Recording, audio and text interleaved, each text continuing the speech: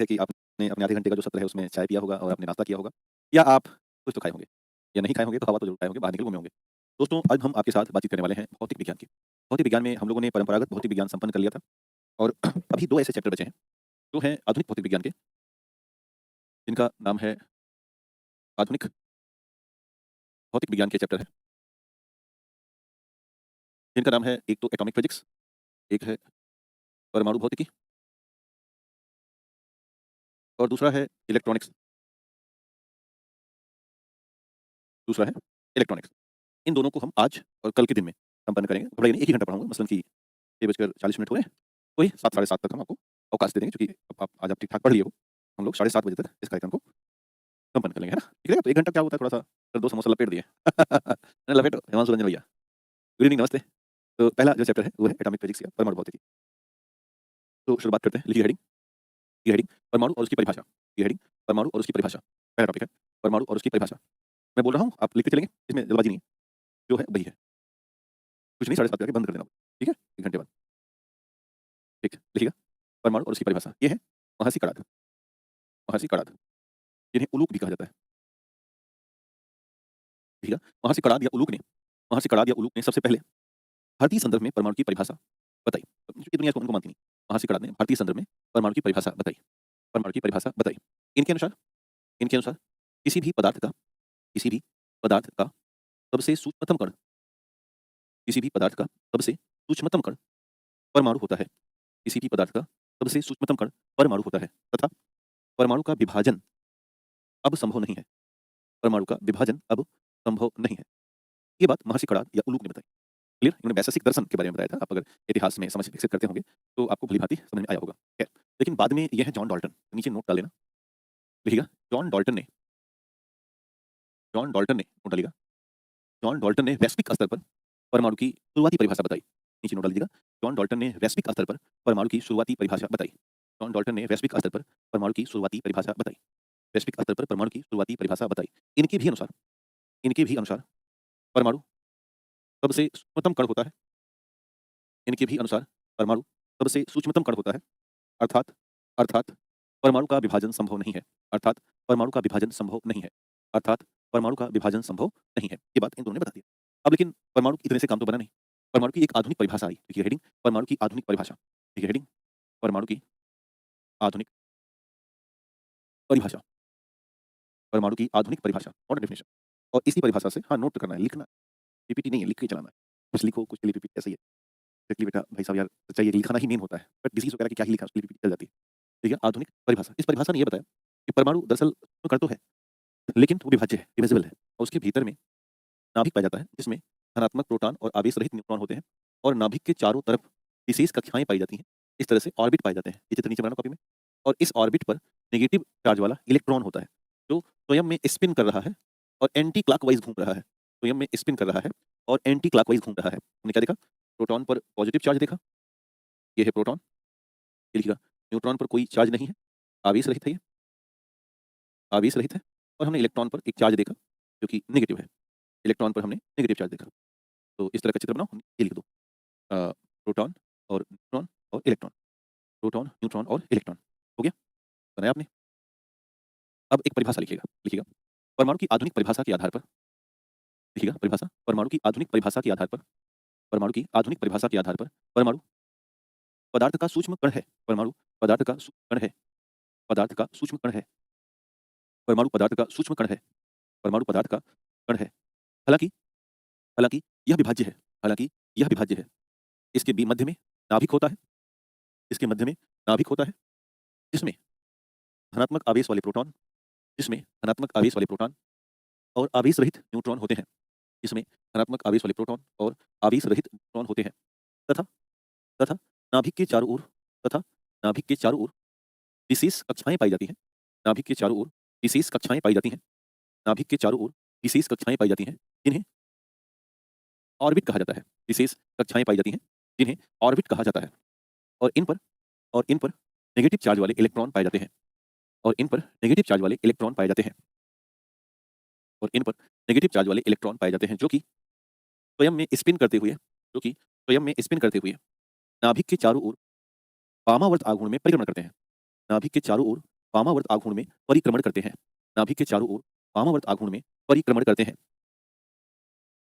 नाभिक के चारों ओर वामावर्त आघूर्ण में परिक्रमण करते हैं। ये रही परिभाषा।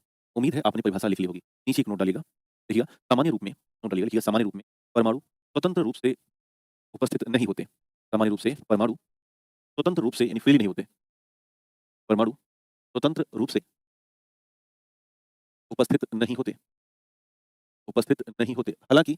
यह रासायनिक अभिक्रिया में हालांकि यह रासायनिक अभिक्रिया में भाग लेते हैं। हालांकि यह रासायनिक अभिक्रिया में प्रतिभाग करते हैं या भाग लेते हैं। हालांकि यह रासायनिक अभिक्रिया में प्रतिभाग करते हैं या भाग लेते हैं। क्लियर? एक और बात ध्यान देना, ये जो लाल-लाल आपको डॉट्स दिखाई दे रहे हैं, ये इलेक्ट्रॉन है। इलेक्ट्रॉन की खास बात क्या है? इलेक्ट्रॉन हमेशा अपने ऑर्बिट पे ही रहते हैं। यदि वो कमजोर हो गए, तो नीचे से ऊपर से नीचे आ जाएँगे। यदि वो एक्साइट हो गए, नीचे से ऊपर चले जाएँगे। लेकिन कभी भी कक्षा के बीच में नहीं होंगे ये। यानी इलेक्ट्रॉन सदैव कक्षा पर होते हैं।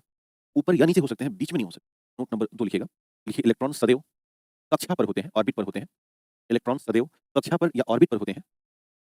और जब यह उत्तेजित होते हैं और जब यह उत्तेजित होते हैं, तो या तो अपने से ऊपरी कक्षा, जब यह उत्तेजित होते हैं तो या तो अपने से ऊपरी कक्षा अथवा कक्षा छोड़कर आगे बढ़ जाते हैं अथवा कक्षा छोड़कर आगे बढ़ जाते हैं अथवा कक्षा छोड़कर आगे बढ़ जाते हैं। और इस प्रक्रिया को और इस प्रक्रिया को इलेक्ट्रॉन का उत्सर्जन कहा जाता है। इस प्रक्रिया को इलेक्ट्रॉन का भाई छोड़ के बाहर भाग जाएगा, बाहर निकलेगा, उत्सर्जित होने शुरू हो जाएगा ऐसे। इस प्रक्रिया को इलेक्ट्रॉन का उत्सर्जन कहा जाता है। कब? जब बाहर निकल जाएगा। इस प्रक्रिया को इलेक्ट्रॉन का उत्सर्जन कहा जाता है। इस प्रक्रिया को इलेक्ट्रॉन का उत्सर्जन कहा जाता है। आगे लगाना तथा यदि इलेक्ट्रॉन ग्राउंड स्टेट में आते हैं तथा यदि इलेक्ट्रॉन ग्राउंड स्टेट में आते हैं यदि इलेक्ट्रॉन ग्राउंड स्टेट में आते हैं तो वह अपनी कक्षा से निचली कक्षा में आ जाते हैं। यदि इलेक्ट्रॉन ग्राउंड स्टेट में आते हैं तो वह अपनी कक्षा से निचली कक्षा में आ जाते हैं। तो वह अपनी कक्षा से निचली कक्षा में आ जाते हैं। तो वह अपनी कक्षा से निचली कक्षा में आ जाते हैं। तो ये पूरी कहानी रही है आधुनिक परिभाषा और उसके कुछ फैक्चुअल इन्फॉर्मेशन। अब लिखिएगा परमाणु की विकास यात्रा। लिखिएगा परमाणु की विकास यात्रा। लिखिएगा परमाणु की समझ हेतु लगातार इस पर अनुसंधान जारी रहा। लगातार इस पर अनुसंधान जारी रहा। लगातार इस पर अनुसंधान जारी रहा। और पूरी अनुसंधान प्रक्रिया को इसकी विकास यात्रा कहा जाता है। और पूरी अनुसंधान प्रक्रिया को इसकी विकास यात्रा कहा जाता है। और पूरी अनुसंधान प्रक्रिया को इसकी विकास यात्रा कहा जाता है। जिसमें जिसमें निम्नलिखित वैज्ञानिक शामिल हुए। जिसमें निम्नलिखित वैज्ञानिक शामिल हुए। देखिए नंबर 1 जॉन डाल्टन 1803 में आए थे। देखिए पहले वैज्ञानिक का नाम जॉन डाल्टन 1803। तमन्ना खान एक छात्रा है कि कौन सा विषय आप पढ़ाते हो सर जी? मैं उर्दू पढ़ाता हूँ तमन्ना को। कैसे कैसे लोग आते हैं ये, सुबह से मैं पढ़ा रहा हूँ, पूछ रही कौन सा विषय चल रहा है। ये है रीजनिंग, मैं तो अभी पढ़ा के निकला हूँ। थोड़ी देर बाद मैं आपको सिखाऊंगा संगीत, सा रे गा मा पा धा नी। कहाँ से आते हो और क्यों आते हो? खैर, लिखिएगा पहला नाम जॉन डाल्टन 1803। इन्होंने सबसे पहली बार एटॉमिक थ्योरी प्रदान किया, यानी कि पहली बार परमाणु के बारे में बताया। इसको इनकी थ्योरी कहा गया डाल्टन थ्योरी या सॉलिड स्फीयर मॉडल। लिखिएगा पहला पॉइंट। लिखिएगा इन्होंने सबसे पहली बार सबसे पहली बार परमाणु की परिभाषा दी। परमाणु की परिभाषा दी तथा उसे सूक्ष्म व अविभाज्य माना। सूक्ष्मतम व अविभाज्य माना। इन्होंने कहा कि ना तो वो उससे छोटा हो सकता है, ना ही उसे तोड़ा जा सकता है। इसलिए इन्होंने एक मॉडल दिया, सॉलिड स्फीयर मॉडल। तो इनके मॉडल को नाम दिया गया सॉलिड स्फीयर मॉडल। तो मॉडल का नाम लिखिएगा सॉलिड स्फीयर मॉडल। उन्होंने दिया सॉलिड स्फीयर मॉडल। इन्होंने दिया सॉलिड स्फीयर मॉडल। इनका जो नियम है ना वो द्रव्यमान संरक्षण और बहुअनुपात के नियम और स्थिर संगठन के नियमों को फॉलो करता है। 3 नियमों को फॉलो करते हैं। नीचे नोट डाल देना। द्रव्यमान संरक्षण का नियम फॉलो करवाते हैं ये। दूसरा बहुअनुपात का नियम फॉलो करवाते हैं। और तीसरा ये स्थिर अनुपात का नियम फॉलो कराते हैं। 3 याद रखना, ये 3 नियम है जो डाल्टन से कनेक्टेड है, डाल्टन की थ्योरी से। कौन-कौन से?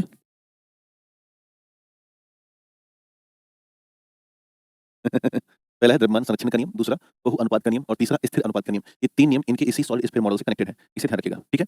इसके बाद नंबर 2 लिखिएगा जी.जी. थॉमसन। नंबर 2 लिखिएगा अगला नाम जी.जी. थॉमसन। नेक्स्ट लिखिएगा जी.जी. थॉमसन। इन्होंने प्रथम परमाणु मॉडल बनाया पूरी तरह से, जिसे हम प्लम पुडिंग मॉडल के नाम से जानते हैं। देखिएगा वास्तविक रूप में प्रथम परमाणु मॉडल प्रदान किया इनके मॉडल क्या बोलेंगे? प्लम पुडिंग मॉडल कहा गया। इन्होंने ये बताया कि परमाणु में पॉजिटिव और नेगेटिव चार्ज होते हैं। पॉजिटिव और नेगेटिव चार्ज होते हैं, आवेश के बारे में बताया। पॉजिटिव और नेगेटिव चार्ज होते हैं या आवेश के बारे में बताया। पॉजिटिव और नेगेटिव चार्ज या आवेश के बारे में बताया। इन्होंने कहा कि जैसे तरबूज में बीज होते हैं, इनको ना तरबूज मॉडल भी कहते हैं, मॉडल को। तरबूज मॉडल भी कहते हैं। बिस्कुट का जो कुकीज़ वाला बिस्कुट आता है ना, उसी तरह से जैसे कुकीज़ पे छोटे-छोटे कुछ ऐसे रखा रहता है, ऐसे ही परमाणु में धन और ऋण का चित्र दिखता रहता है। इसलिए इनके मॉडल को हम कई बार कुकीज़ मॉडल भी कहते हैं। Cookies model. तीसरे व्यक्ति के नाम आए, इनका नाम था अर्नेस्ट रदरफोर्ड। तो तीसरा नाम लिखिएगा, Ernest Rutherford. Ernest Rutherford. Ernest Rutherford. इन्होंने परमाणु के भीतर नाभिक के बारे में बताया। क्या कहा इन्होंने? इन्होंने कहा कि परमाणु के भीतर छोटा-सा नाभिक होता है। ठीक है? इन्होंने इन्होंने परमाणु के भीतर नाभिक के बारे में बताया। नाभिक के बारे में बताया। इन्होंने परमाणु के भीतर नाभिक के बारे में बताया। इन्होंने परमाणु के भीतर नाभिक के बारे में बताया। इसके बाद चौथे नंबर पर एक और व्यक्ति है, इनका नाम था नील्स बोर। क्या नाम था? इन्होंने कहा कि जो परमाणु का नाभिक है, न्यूक्लियस है, इसके चारों तरफ ना इस तरह से कक्षाएँ पाई जाती हैं। तो इन्होंने क्या कहा?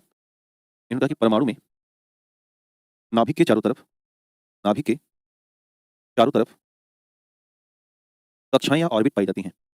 कक्षाएँ या ऑर्बिट प्राप्त होते हैं। कक्षाएँ या ऑर्बिट प्राप्त होते हैं और ठीक जैसे ग्रह अपन आपस में प्लैनेट की कक्षाएँ होती हैं, इसलिए इनके मॉडल को कहा गया प्लैनेटरी मॉडल। क्या कहा गया? प्लैनेटरी मॉडल के नाम से जाना गया। इसके बाद 5वें नंबर पर आए इरविन श्रोडिंगर। तो 5वां नाम लिखिएगा, इरविन श्रोडिंगर। इन्होंने क्या कहा? इन्होंने परमाणु के साथ इलेक्ट्रॉनों के क्लाउड का मॉडल बनाया। क्लाउड का मॉडल बनाया। इन्होंने कहा कि परमाणु के कक्षाओं में इलेक्ट्रॉन एक बादल की तरह है। इनके मॉडल को क्वांटम मॉडल कहा जाता है। क्या बोलते हैं? क्वांटम मॉडल की संज्ञा दी जाती है। क्वांटम मॉडल की संज्ञा दी जाती है। तो इस तरह से 5 ऐसे व्यक्ति रहे, जिन्होंने परमाणु की विकास यात्रा के दौरान रिसर्च एंड डेवलपमेंट किया। नाम फिर से अगर याद करना हो, तो हम लोग याद करेंगे इनको। पहला नाम रहा डाल्टन, जिन्होंने सॉलिड स्फीयर बताया। दूसरा नाम था जे.जे. थॉमसन, जिन्होंने पॉजिटिव और नेगेटिव चार्ज बताया। रदरफोर्ड ने नाभिक के बारे में बताया। बोर ने ऑर्बिट के बारे में बताया और श्रोडिंगर ने इलेक्ट्रॉन क्लाउड के बारे में बताया। इस तरह से 5 लोगों ने मिलकर के संपूर्ण एटॉमिक डेवलपमेंट की बात करी, जिसको हम परमाणु की एक मजबूत विकास यात्रा के रूप में जानते हैं। क्या जानते हैं? परमाणु की एक मजबूत विकास यात्रा के रूप में जानते हैं। अब इस विकास यात्रा के आधार पर आगे बढ़ेंगे तो मिलेगा अणु। तो लिखिए हेडिंग, अणु की परिभाषा। 2 या 2 से अधिक परमाणुओं का समूह जो कि एक दूसरे को रासायनिक बंध से बांधे होते हैं, उन्हें अणु कहा जाता है। परिभाषा लिख देना कि 2 या 2 से अधिक परमाणु जब रासायनिक बंध से जुड़ते हैं, रासायनिक बंध से जुड़ते हैं, तो हमें अणु प्राप्त होता है। तो हमें अणु प्राप्त होता है। तो हमें अणु प्राप्त होता है। 2 या 2 से अधिक परमाणु जब रासायनिक रूप से जुड़ते हैं, तो हमें अणु प्राप्त होता है। जैसे हमारे पास होमो और हेटेरोन्यूक्लियर मॉलिक्यूल्स होते हैं, है ना? जैसे मान के चलना कि O2 है, O3 है, N2 है। ये होमो न्यूक्लियर अणु हो गए। लेकिन CO2 है, H2O है। अब इसमें 2 आ गया ना? तो ये हेटेरोन्यूक्लियर अणु हो गए। हेटेरोन्यूक्लियर अणु की संज्ञा देंगे। जब एक ही जैसे एटम आपस में मिल रहे हों और वो मॉलिक्यूल्स बना रहे हों, तो होमोन्यूक्लियर होंगे। और जब एक से अधिक प्रकार के एटम मिलकर के मॉलिक्यूल्स बना रहे हैं, तो वो हेटेरोन्यूक्लियर मॉलिक्यूल्स कहलाएंगे। तो होमो और हेटेरो 2 ध्यान रखिएगा। खैर, इस आधार पर थोड़ा आगे बढ़ेंगे तो नेक्स्ट है fundamental particles of the atom. परमाणु के मौलिक कण। तो मूलतः किसी भी परमाणु के 3 मौलिक कण होते हैं, जिनको हम जानते हैं। कौन-कौन से हैं? एक इलेक्ट्रॉन है, एक प्रोटॉन है और एक न्यूट्रॉन है। 3 ऐसे हैं जो कि परमाणु के मौलिक कण होते हैं, जिनमें से इलेक्ट्रॉन सबसे पहला मौलिक कण है, जो कि माइनस यानी नेगेटिव चार्ज होता है, -1 E0, जिस पर -1.602 into 10 to the power -19 coulomb charge होता है और 9.11 ×10⁻31 31 ये इसका मास होता है और ये नाभिक के बाहर ऑर्बिटल पर होते हैं। नाभिक के बाहर ऑर्बिटल पर ये उपस्थित होते हैं। इलेक्ट्रॉनों के बारे में सबसे पहले जे.जे. थॉमसन ने बताया था और इसका नामकरण H.A. लॉरेंज ने किया था। तो इसमें ध्यान देना, इनके जो खोजकर्ता हैं वो हैं जे.जे. थॉमसन। कौन है? जे.जे. थॉमसन है और नामकरण किया है H.A. लॉरेंज्ड ने। H.A. लॉरेंज्ड ने इस पर नामकरण किया है। दूसरा जो है प्रोटॉन है। प्रोटॉन को हम 1H1 से भी लिख सकते हैं। इस पर पॉजिटिव चार्ज होता है। चार्ज कितना है? 1.602 10⁻−19 कूलम्ब। मास है 1.672 10⁻27 कितना है? 10⁻27। ये न्यूक्लियस के अंदर होते हैं। ध्यान देना, प्रोटॉनों के बारे में जानकारी देने वाले हैं यूजिन गोल्डस्टीन और इस पे नामकरण किया है रदरफोर्ड ने। ध्यान देना, इसकी जो खोजकर्ता है, खोज में याद रखिएगा गोल्डस्टीन नाम याद रखना और नामकरणकर्ता जो है वो है रदरफोर्ड। क्या है? रदरफोर्ड है। बाकी न्यूट्रॉन पे याद रखना जेम्स चैडविक दोनों है, नामकरणकर्ता और खोजकरणकर्ता दोनों है। इस पर आवेश नहीं होता, ये न्यूट्रल है तो इसलिए आवेश 0 है, लेकिन इसका मास ठीक प्रोटॉन के मास के लगभग बराबर है, हम लोग तो बराबर मानेंगे। 10⁻27 किलोग्राम के आसपास मास होता है। ये भी न्यूक्लियस के भीतर मौजूद होते हैं। इस तरह से 3 बड़े फंडामेंटल पार्टिकल्स हैं जो परमाणु में उपस्थित रहे हैं। इसके बाद अगला जो चैप्टर है वो है नाभिकीय बल यानी कि न्यूक्लियर फोर्स। ध्यान देना। हमने ये देखा है कि इसके नाभिक में 2 चीजें हमें दिखाई दी, एक प्रोटॉन जिस पर हम पॉजिटिव चार्ज है, एक न्यूट्रॉन जिस पर कोई चार्ज नहीं है। भाई बड़ी कॉमन सी बात है, किसी नाभिक में केवल एक ही प्रोटॉन तो नहीं होगा, कई सारे प्रोटॉन होंगे। अब चूंकि अगर मान लो नाभिक में कोई 2 प्रोटॉन आ जाए और दोनों धनात्मक चार्ज है, दोनों में प्रतिकर्षण बल कार्य करेगा। ऐसी स्थिति में नाभिक विखंडित हो जाएगा रिपल्सन से। तो नाभिक में भीतर जो मॉलिक्यूल्स हैं, न्यूक्लियॉन्स, उनको आपस में बांधे रखने के लिए एक विशेष बल कार्य करता है। उसी विशेष बल को हम नाभिकीय बल कहते हैं। तो परिभाषित कर सकते हैं कि नाभिक के भीतर भीतर प्रोटॉन व न्यूट्रॉन, इसको बोलते हैं न्यूक्लियॉन, दोनों को मिला के क्या कहेंगे? न्यूक्लियॉन को आपस में बांधे रखने के लिए, आपस में बांधे रखने के लिए विशेष बल कार्य करता है। विशेष बल कार्य करता है जो कि प्रोटॉन प्रोटॉन के मध्य प्रतिकर्षण बल के प्रभाव को समाप्त कर देता है। मध्य प्रतिकर्षण बल के प्रभाव को समाप्त कर देता है। उसे ही नाभिकीय बल कहा जाता है। उसे ही नाभिकीय बल कहा जाता है। उसे ही नाभिकीय बल कहा जाता है। उसे ही नाभिकीय बल कहा जाता है। एक बात ध्यान देना, नाभिकीय बल दुनिया का सबसे प्रबल बल है, लेकिन ये बहुत न्यूनतम दूरी पर, कहाँ पे है? न्यूक्लियस में है ना। ये न्यूक्लियस बहुत छोटा होता है, तो नोट में लिख देना है। नाभिकीय बल अत्यंत प्रबल बल होता है। नाभिकीय बल अत्यंत प्रबल बल होता है। नाभिकीय बल अत्यंत प्रबल बल होता है। अत्यंत प्रबल बल होता है तथा यह 1 से 3 फर्मी के मध्य ही लागू होता है। लागू होता है मतलब ऐसे मान चलना, 1 फर्मी बराबर होता है 10⁻−15 मीटर। इतना छोटा दूरी है ये, इतनी दूरी में काम करेगा। नाभिकीय बल अत्यंत प्रबल बल है जो कि 1 से 3 फर्मी के मध्य लागू होगा। कितना होता है फर्मी बराबर? 10⁻−15 मीटर। 10⁻−15 मीटर। 10⁻−15 मीटर। 10⁻−15 मीटर। उम्मीद है यहाँ तक समझ में आया? कोई दिक्कत तो नहीं यहाँ तक? परिभाषा पूरी करिए।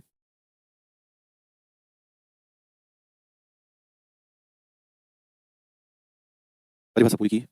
एक बात याद रखिएगा नाभिक के भीतर, और बात यह है, यदि किसी नाभिक में n/p इक्वल टू 1 आ गया, मतलब क्या है? जितना न्यूट्रॉन उतना ही प्रोटॉन, तो ये बराबर आएगा।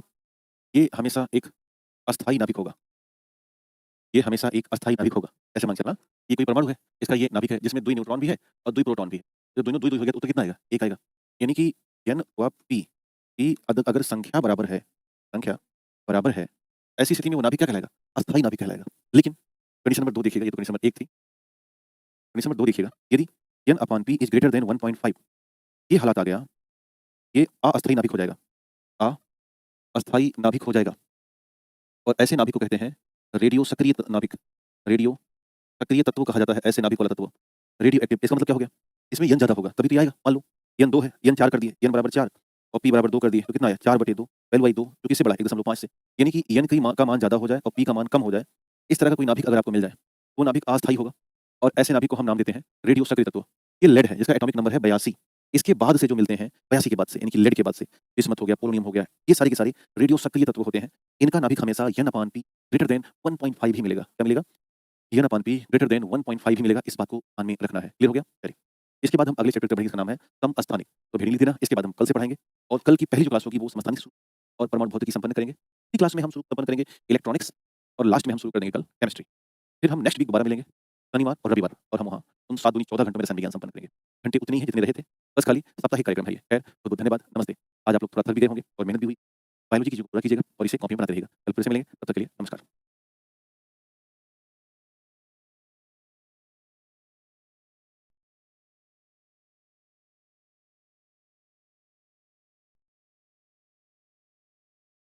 और जैसा कि कल हमने आपके साथ एक लंबी और दीर्घकालिक कक्षा आयोजित की थी, ठीक वैसे ही आज भी है। आज का भी दिन हम आपके साथ रहेंगे और आज का भी दिन हम आपका चाहते हैं कि आप हमारे साथ गुजारें। तो जल्दी से आज के सत्र में आप जुड़ जाएँ और फिर शुरुआत करते हैं कल की क्लास से। सर, साउंड नहीं आ रही है। साउंड आ जाती है, साउंड का आने में कितना देर लगता है? गुड मॉर्निंग, नमस्ते। प्रियंका कुमारी, बहुत दिनों बाद याद आया कि ईडीओ वालों की भी क्लास, हाँ, अमन, कई बार याद नहीं आ पाती ना भैया, तो भूल जाता हूँ आपको मैं। हुँ, और शुरुआत की जाए तो कल हम लोगों ने प्रारंभ किया था एटॉमिक फिजिक्स, याद होगा। शायद ये याद है अमन भैया? इनको थोड़ा अमन को हाइलाइट हाइलाइट कर दो। हुँ, ऊपर ऊपर चला गया है।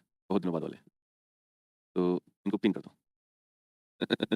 हाँ, तो अमन ये बताओ कि क्या कुछ पढ़ाई हुई इस बीच में? कल हमने आपके साथ बातचीत साझा की थी कि एटॉमिक फिजिक्स में हमने देखा था परमाणु की परिभाषा और दूसरा हमने देखा था कि परमाणु की विकास यात्रा। तो अमन कुमार भैया थोड़ा-सा परमाणु की विकास यात्रा हमें सुनाइए और बताइए कि कैसे-कैसे और किन 5 प्रमुख वैज्ञानिक रहे और उनका क्या योगदान रहा है? इतना आप मुझे सुना दीजिए, तो मैं आपकी बात को बहुत गंभीरता से लेना शुरू कर दूँगा, है ना? परमाणु की विकास यात्रा के बारे में समझाएँ और दूसरा आप मुझे कम से कम 10 ऐसी प्रमुख बीमारियों के नाम बताएँ, जो विभिन्न प्रकार के मच्छरों से होती हैं और खास करके आप अलग-अलग 3-3 बीमारियों के नाम बताएँ, जो एडीज़ और क्यूलेक्स और एनोफ्लीज़ की वजह से हो जाती हैं। उम्मीद है ये सारी बातें आप यूँ ही बता लोगे, आपके लिए तो बहुत छोटी बात है। सर क्लास क्यों नहीं करवाते थे? माला सिंह ना आप कल थे ही नहीं। आप कल आपकी स्थिति कल क्या थी? आप गायब थे इसलिए आप पूछ रहे हो। हुँ, चलिए। तो आइए शुरुआत करते हैं। नेक्स्ट आज का जो चैप्टर है वो है समस्थानिक। तो इसे देखा जाए कि आइसोटोप्स क्या होते हैं और उससे पहले थोड़ा-सा इसके बेसिक्स समझते हैं कि परमाणु भार क्या है, परमाणु क्रमांक क्या होता है, यानी कि बहुत बेसिक-बेसिक बातें समझा जाए और इसको लेकर के चलते हैं। अब वो नहीं आएगा, निकल लिया वो। तो दोबारा नहीं आएगा, ना सवाल पूछने आएगा, ना नाटक करने आएगा, क्योंकि उसको कुछ याद थोड़ी ना हो। ऐसे रोज़ बेटा मैं यही कर रहा हूँ ना, रोज़ हमारे सामने ऑफलाइन 10,000 छात्र बैठ रहे हैं। देखो प्रतिभा ने बड़ा शानदार बताया। आज कितनी देर से चल रही है क्लास? अभी जस्ट स्टार्ट हुई है केसरी सलोनी, अभी जस्ट स्टार्ट हुई बेटा। डाल्टन नहीं गलत है। डाल्टन, जे. थॉमसन, टेलरफोर्ड, निल्स बोर, फिर स्ट्रोडेंजर, है ना? दूसरा सीखेंगे परमाणु क्रमांक, एटॉमिक नंबर। तीसरा सीखेंगे इलेक्ट्रॉन व प्रोटॉन व न्यूट्रॉन की संख्या। न्यूट्रॉन की संख्या 3 बातें नीचे से छोटी हेडिंग में डाल दीजिए। तीनों बातें उसी समस्थानिक के नीचे हेडिंग में डाल दीजिएगा, तो बेहतर होगा। ठीक है? परमाणु भार, परमाणु क्रमांक, इलेक्ट्रॉन और प्रोटॉन व न्यूट्रॉन की संख्या। और यहाँ पर इसे हम समझने की कोशिश करते हैं। देखो, यहाँ पे जो एक्स है इसका मतलब है कि कोई इलेक्ट्रॉनिक तत्व है या कोई रासायनिक तत्व है ये। यह कोई प्रकार का रासायनिक तत्व है। जो ऊपर है इसे हम कहते हैं एटॉमिक वेट या मास। परमाणु भार या द्रव्यमान कहा जाएगा। परमाणु भार या द्रव्यमान कहा जाता है। और हमेशा ध्यान देना, परमाणु भार या द्रव्यमान की जब भी चर्चा होगी इसका ठीक मतलब होगा कि जो नाभिक में न्यूक्लियॉन्स हैं उनका योग, यानी कि न्यूट्रॉन प्लस प्रोटॉन। तो परमाणु भार हमेशा क्या दिखाएगा? न्यूट्रॉन प्लस प्रोटॉन, यानी कि हाँ भैया, ग्रीन टी लेते हैं बस। न्यूक्लियॉनों का जो योग होता है उसे ही हम परमाणु भार या उसका द्रव्यमान मानते हैं। इसके बाद अगर थोड़ा नीचे आएंगे तो जेड की बात करेंगे। तो जो नीचे जेड है इसका मतलब होता है परमाणु क्रमांक। क्या होगा? परमाणु क्रमांक होगा। इसे हम एटॉमिक नंबर के रूप में जानते हैं कि यह मुख्य तौर पर एटॉमिक नंबर प्रदर्शित करता है। और अगर हम किसी एटॉमिक नंबर की बात कर रहे हैं तो यह मूलतः प्रोटॉन की नंबरिंग को बताता है। और अगर वो एटम न्यूट्रल है, सामान्य है, तो उतने ही इलेक्ट्रॉन भी हो जाते हैं। तो परमाणु क्रमांक का ठीक मतलब है कि जितना परमाणु क्रमांक होगा उतना ही प्रोटॉनों की संख्या होगी, उतना ही प्रोटॉनों की संख्या होगी। और यदि यह परमाणु उदासीन है, न्यूट्रल है ना?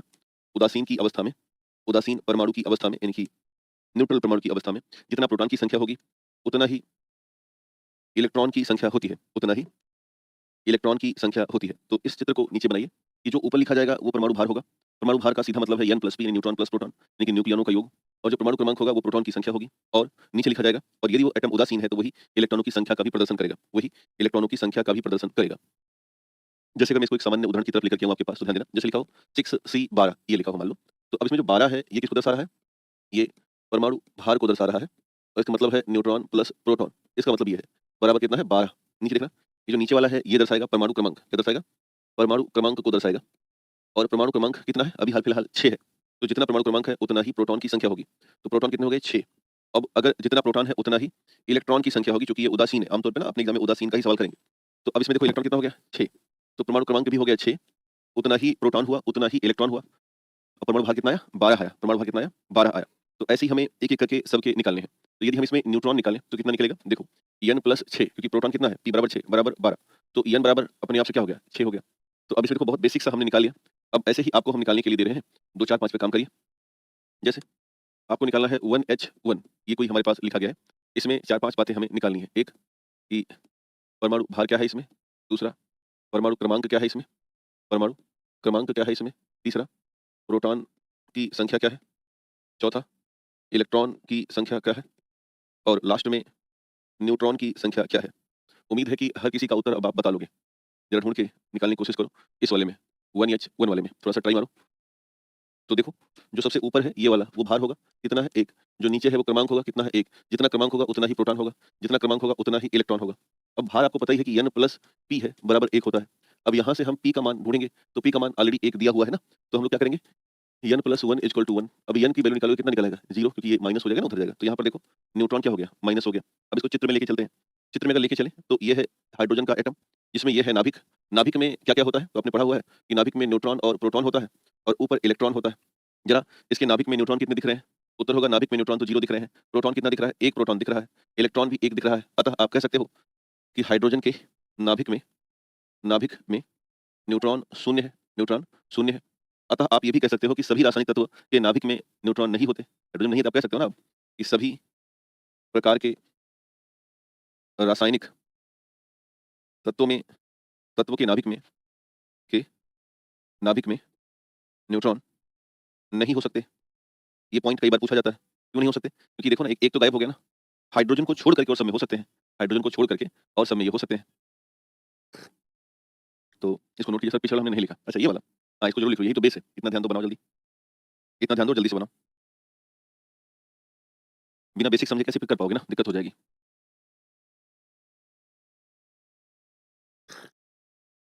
आज भी ऐसे ही लिखा के करेंगे, कोई पीपीटी नहीं है, पूरे दिन भर पीपीटी नहीं है शायद, थोड़ी बहुत होगी तो होगी।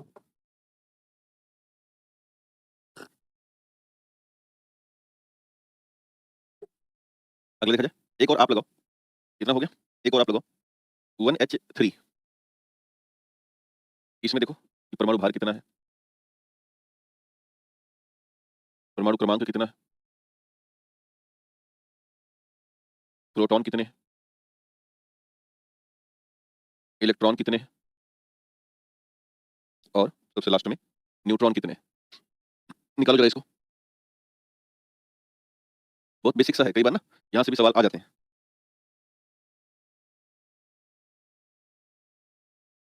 प्रीति कुमारी कभी निकल गए, मनीषा, प्रतिभा।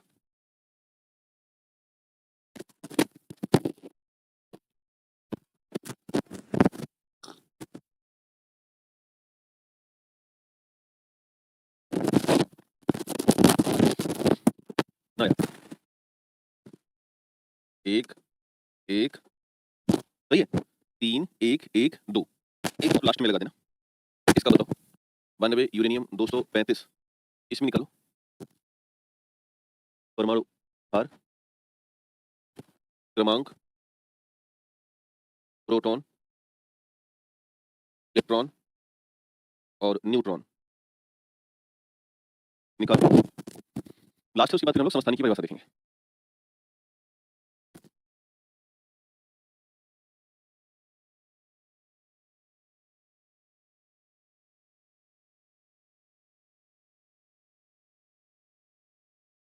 सारे निकालो ना भाई, खाली भार और बताया कि क्रमांक निकल जाओगे। भार कितना आया? 235, क्रमांक आया 92, प्रोटॉन आया 92, इलेक्ट्रॉन आया 92। इसको माइनस करो, 3 कितना आएगा? 235 में से 92, इसको माइनस भी करके देखो। 235 में से 92 घटाओ, 3 13 में से 9, तो 9 10 11 12 13 4 143। इलेक्ट्रॉन कितना हो गया?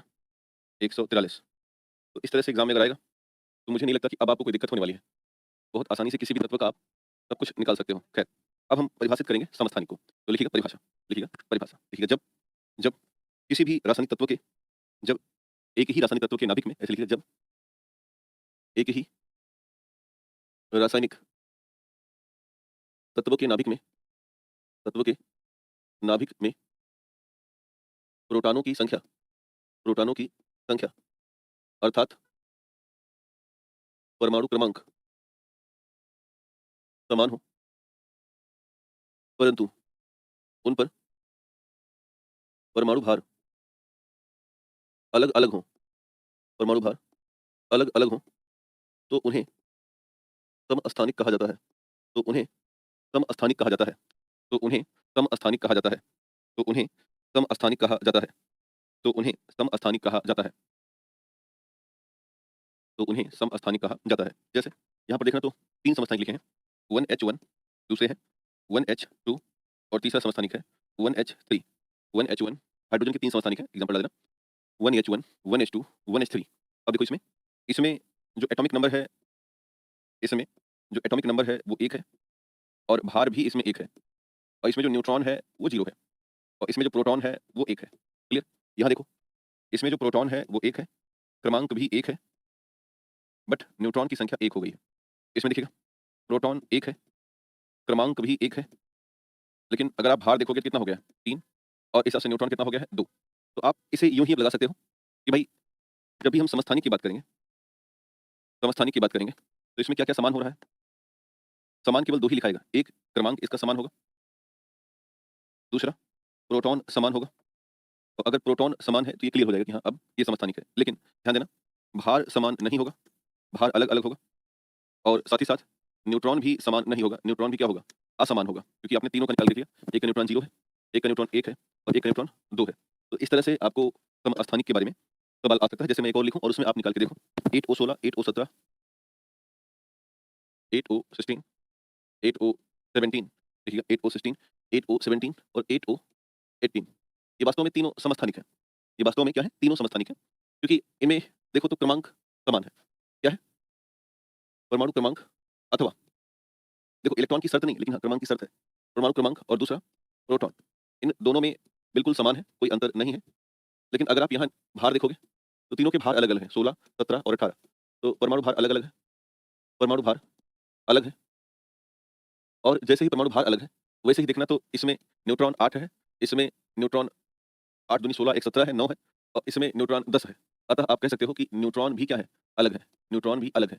तो इस तरह से आपसे वो पूछेंगे कि समस्थानिक में क्या समान होता है और समस्थानिक में क्या अलग होता है। तो अगर आप हमारा पिछला बेसिक्स पकड़ लिए हैं, तो बहुत आसानी होगी इन्हें लगाने में, कोई दिक्कत की बात नहीं होने वाली है। खैर, इसके बाद नेक्स्ट है, जिसे हम बोलते हैं कार्बन डेटिंग। ध्यान देना, समस्थानिकों की अपनी महत्वपूर्ण भूमिकाएँ हैं और ऋषि रंजन भैया ना, जो मैं लिखा रहा हूँ, निवेदन है, लिख डालो।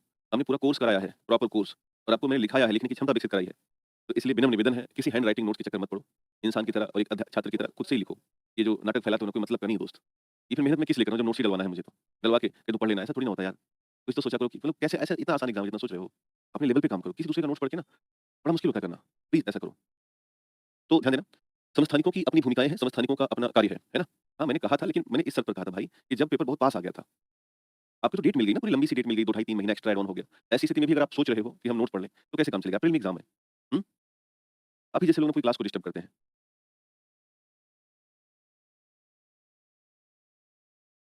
तो ये ध्यान दो ना, मेहनत खुद से करो, मज़ाक नहीं चलता, ये टफ पेपर है। ये ईडीओ छोटी-मोटी नौकरी नहीं है, लगभग बीपीएससी के लेवल की नौकरी है। डिप्टी साहब बनोगे, तो उसके लिए मज़ाक थोड़ी ना होगा। अच्छे से वर्कआउट करो, रिवीजन एंड रिवीजन जितना भी है, उसको फोकस पे रखो। खैर, तो नीचे नोट लिखिएगा, लिखिएगा समस्थानिक, लिखिए नोट में कि की भूमिका समस्थानिक की भूमिका हमारे जीवन में हमारे जीवन में अत्यंत महत्वपूर्ण है, अत्यंत महत्वपूर्ण है। समस्थानिक की भूमिका हमारे जीवन में अत्यंत महत्वपूर्ण है और इसका उपयोग निम्नलिखित रूप में होता है और इसका उपयोग निम्नलिखित रूप में होता है और इसका उपयोग निम्नलिखित रूप में होता है। एक-एक करके हम कुछ समस्थानिक और कार्बन डेटिंग के बारे में समझाते हैं। तो किस-किस रूप में होगा? लिखिएगा नंबर 1, कार्बन 60, बड़ा ही फेमस रेडियो सक्रिय समस्थानिक है, कार्बन 60। इसका इस्तेमाल आपने खूब पढ़ा होगा। सॉरी,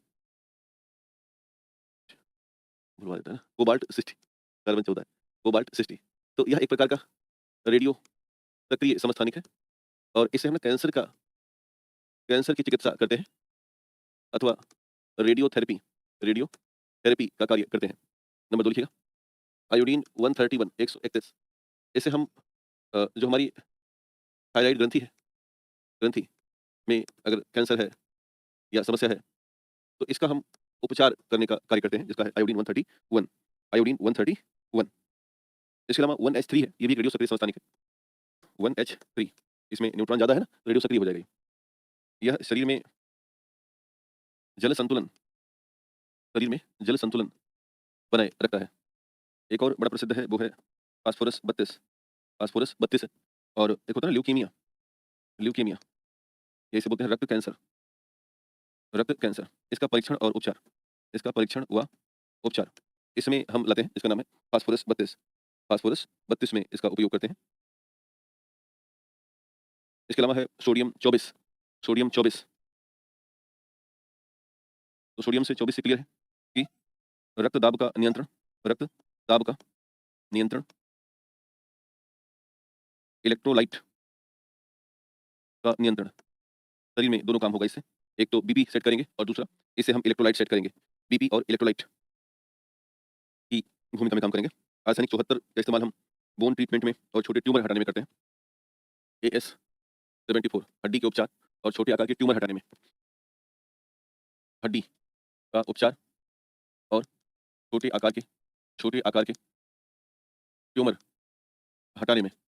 एक और कार्बन 14 है, बड़ा फेमस है, कार्बन 14, जीवाश्म की उम्र का पता लगाने के लिए, जीवाश्म की उम्र का पता लगाना।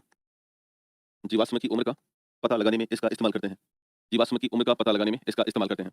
तो ऐसे बहुत सारे हैं जिनको हम अपने एग्जाम में इक्का-दुक्का देखते रहते हैं। खैर, अब इसके बाद थोड़ा-सा जो जानकारी थी वो थी कार्बन डेटिंग की। तो कार्बन डेटिंग का सीधा मतलब होता है कि कार्बन 14 का इस्तेमाल करके जीवाश्म की उम्र का पता लगाना। तो इसके आगे लिख देना कि इसका मतलब है कि कार्बन 14 व कार्बन 12 के तुलनात्मक अध्ययन से जीवाश्म की उम्र का पता लगाना। जीवाश्म की उम्र का पता लगाना। जीवाश्म की उम्र का पता लगाना। जीवाश्म की उम्र का पता लगाना। एक वैज्ञानिक थे बिलार्ड एफ लिब्बी। उन्होंने कार्बन डेटिंग के बारे में जानकारी दी थी। तो ब्रैकेट में लिख देना ऐसे। ब्रैकेट में लिखिएगा बिलार्ड एफ लिब्बी।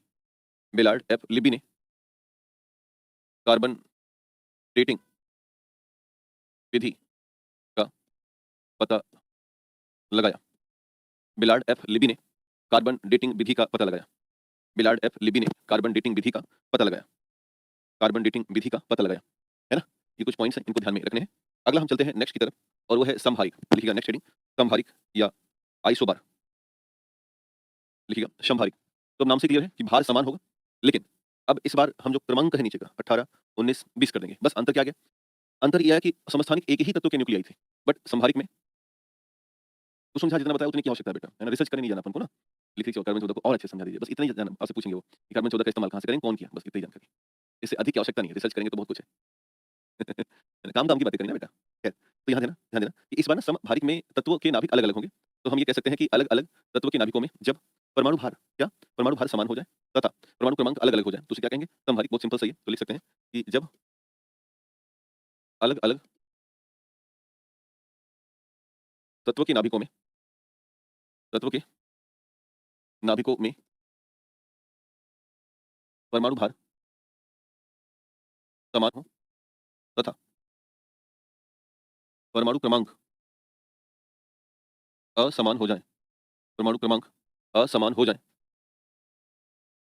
तो इसे ही या इस अवस्था को ही तो इस अवस्था को ही समभारिक इस अवस्था को ही समभारिक कहा जाता है। इस अवस्था को ही समभारिक कहा जाता है। इस अवस्था को ही जैसे एग्जांपल के तौर पर अभी देखो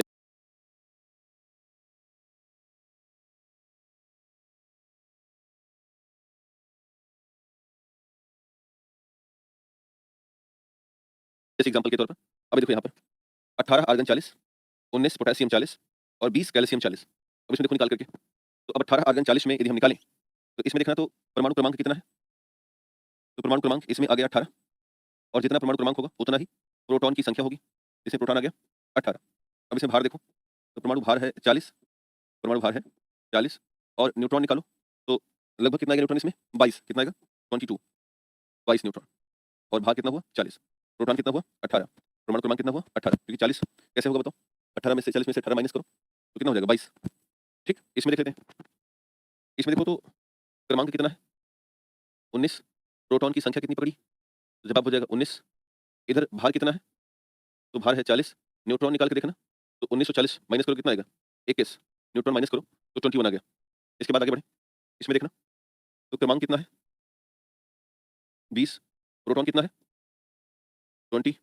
भार कितना है? तो 40। न्यूट्रॉन कितना है? 20। अतः आप कह सकते हो कि समहारिक की स्थिति में जब तत्व समहारिक कंडीशन में है तो आप कह सकते हो कि प्रोटॉन और न्यूट्रॉन प्रोटॉन और न्यूट्रॉन दोनों असमान है, क्योंकि देखो इधर 20 neutron, 19 neutron, 22 neutron, 18 proton, 19 proton और 20 प्रोटॉन। तो परमाणु भार या समहारिक की कंडीशन में हम कह सकते हैं प्रोटॉन और न्यूट्रॉन दोनों असमान होते हैं। दोनों असमान होते हैं। समान केवल क्या है इसमें? समान केवल परमाणु भार है। समान केवल परमाणु भार है। इसे ध्यान रखिएगा। तो ऐसे ही अगर आप बेसिक समझे हैं पिछला तो इन सवालों को यूं ही बहुत आसानी से हल किया जा सकता है, समहारिक, समस्थानिक आदि के सवालों को। तो इतना नोट कीजिए, फिर हम आगे बढ़ें।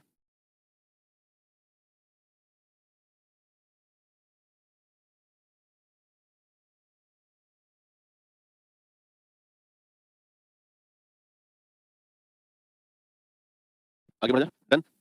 ठीक, नीचे एक नोट डाल देना। देखिएगा, समहारिक का भी उपयोग समहारिक का भी उपयोग समहारिक का भी उपयोग वर्तमान में कैंसर चिकित्सा में किया जा रहा है। संभारी का भी उपयोग वर्तमान में कैंसर चिकित्सा में किया जा रहा है। वर्तमान में कैंसर चिकित्सा में किया जा रहा है। वर्तमान में कैंसर चिकित्सा में किया जा रहा है। आगे बढ़ते हैं। अगला है सम न्यूट्रॉनिक। क्या है? सम न्यूट्रॉनिक या आइसो न्यूट्रॉनिक। सम न्यूट्रॉनिक या आइसो न्यूट्रॉनिक। अब नाम से ही क्लियर है कि इस बार क्या? इस बार न्यूट्रॉन समान होने वाले हैं। भले ही परमाणु क्रमांक या परमाणु भार अलग-अलग हों। तो लिख सकते हैं परिभाषा में कि भिन्न-भिन्न भिन्न रासायनिक तत्वों के नाभिक में जब न्यूट्रॉनों की संख्या न्यूट्रॉनों की संख्या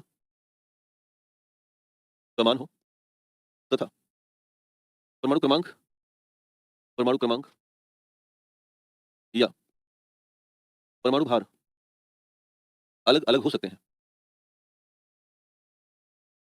अलग-अलग हों तो यह स्थिति सम न्यूट्रॉनिक की होती है। यह स्थिति सम न्यूट्रॉनिक की होती है। जैसे 6C14 7N15 एग्जांपल डालते हैं। 6C14 7N15 8 oxygen 16। अब इसमें हम लोग एक काम करते हैं, न्यूट्रॉन्स निकालते हैं कि इसमें कितने न्यूट्रॉन्स हैं। न्यूट्रॉन सेम, बाकी भार क्रमांक देखो तो यहाँ पर प्रोटॉन 6 है और क्रमांक भी कितना है? 6 है। इधर देखो भार 14 है और न्यूट्रॉन 6 दूनी 12 13 14 8 है। इधर देखो प्रोटॉन 7 है और क्रमांक भी 7 है। भार 15 है और न्यूट्रॉन 7 दूनी 14 1 15 8 है। इधर देखो प्रोटॉन 8 है, इसलिए क्रमांक भी कितना है? 8 है। भार देखना तो 16 है और न्यूट्रॉन 8 है। इन तीनों में समान क्या दिख रहा है? न्यूट्रॉन 8, न्यूट्रॉन 8 और न्यूट्रॉन 8। अतः यह तीनों जो लिखित तत्व हैं, ये सम न्यूट्रॉनिक हैं। अब आप देखो इसमें केवल न्यूट्रॉन ही समान है, बाकी प्रोटॉन, बाकी क्रमांक, बाकी भार, ये तीन के तीनों कैसे हो गए? यहाँ प्रोटॉन 6, वहाँ 7, वहाँ 8, क्रमांक 6, 7, 8, भार 14, 15, 16, ये तीन के तीनों कैसे हो गए? असमान अथवा भिन्न-भिन्न है। असमान अथवा भिन्न-भिन्न है। लेकिन सम न्यूट्रॉनिक में क्या हुआ? तो इसमें केवल न्यूट्रॉन ही समान है। इन सभी में केवल न्यूट्रॉन ही समान है। उम्मीद है सम न्यूट्रॉनिक भी समझ में आ गया होगा। कोई दिक्कत नहीं हुई होगी। यूँ ही निकाल सकते हो। जैसे 13 एल्युमिनियम 27, 14 सिलिकॉन 28, एक और लिख सकते हो। 13 एल्युमिनियम 27, 14 सिलिकॉन 28, ये दोनों कैसे हो गए?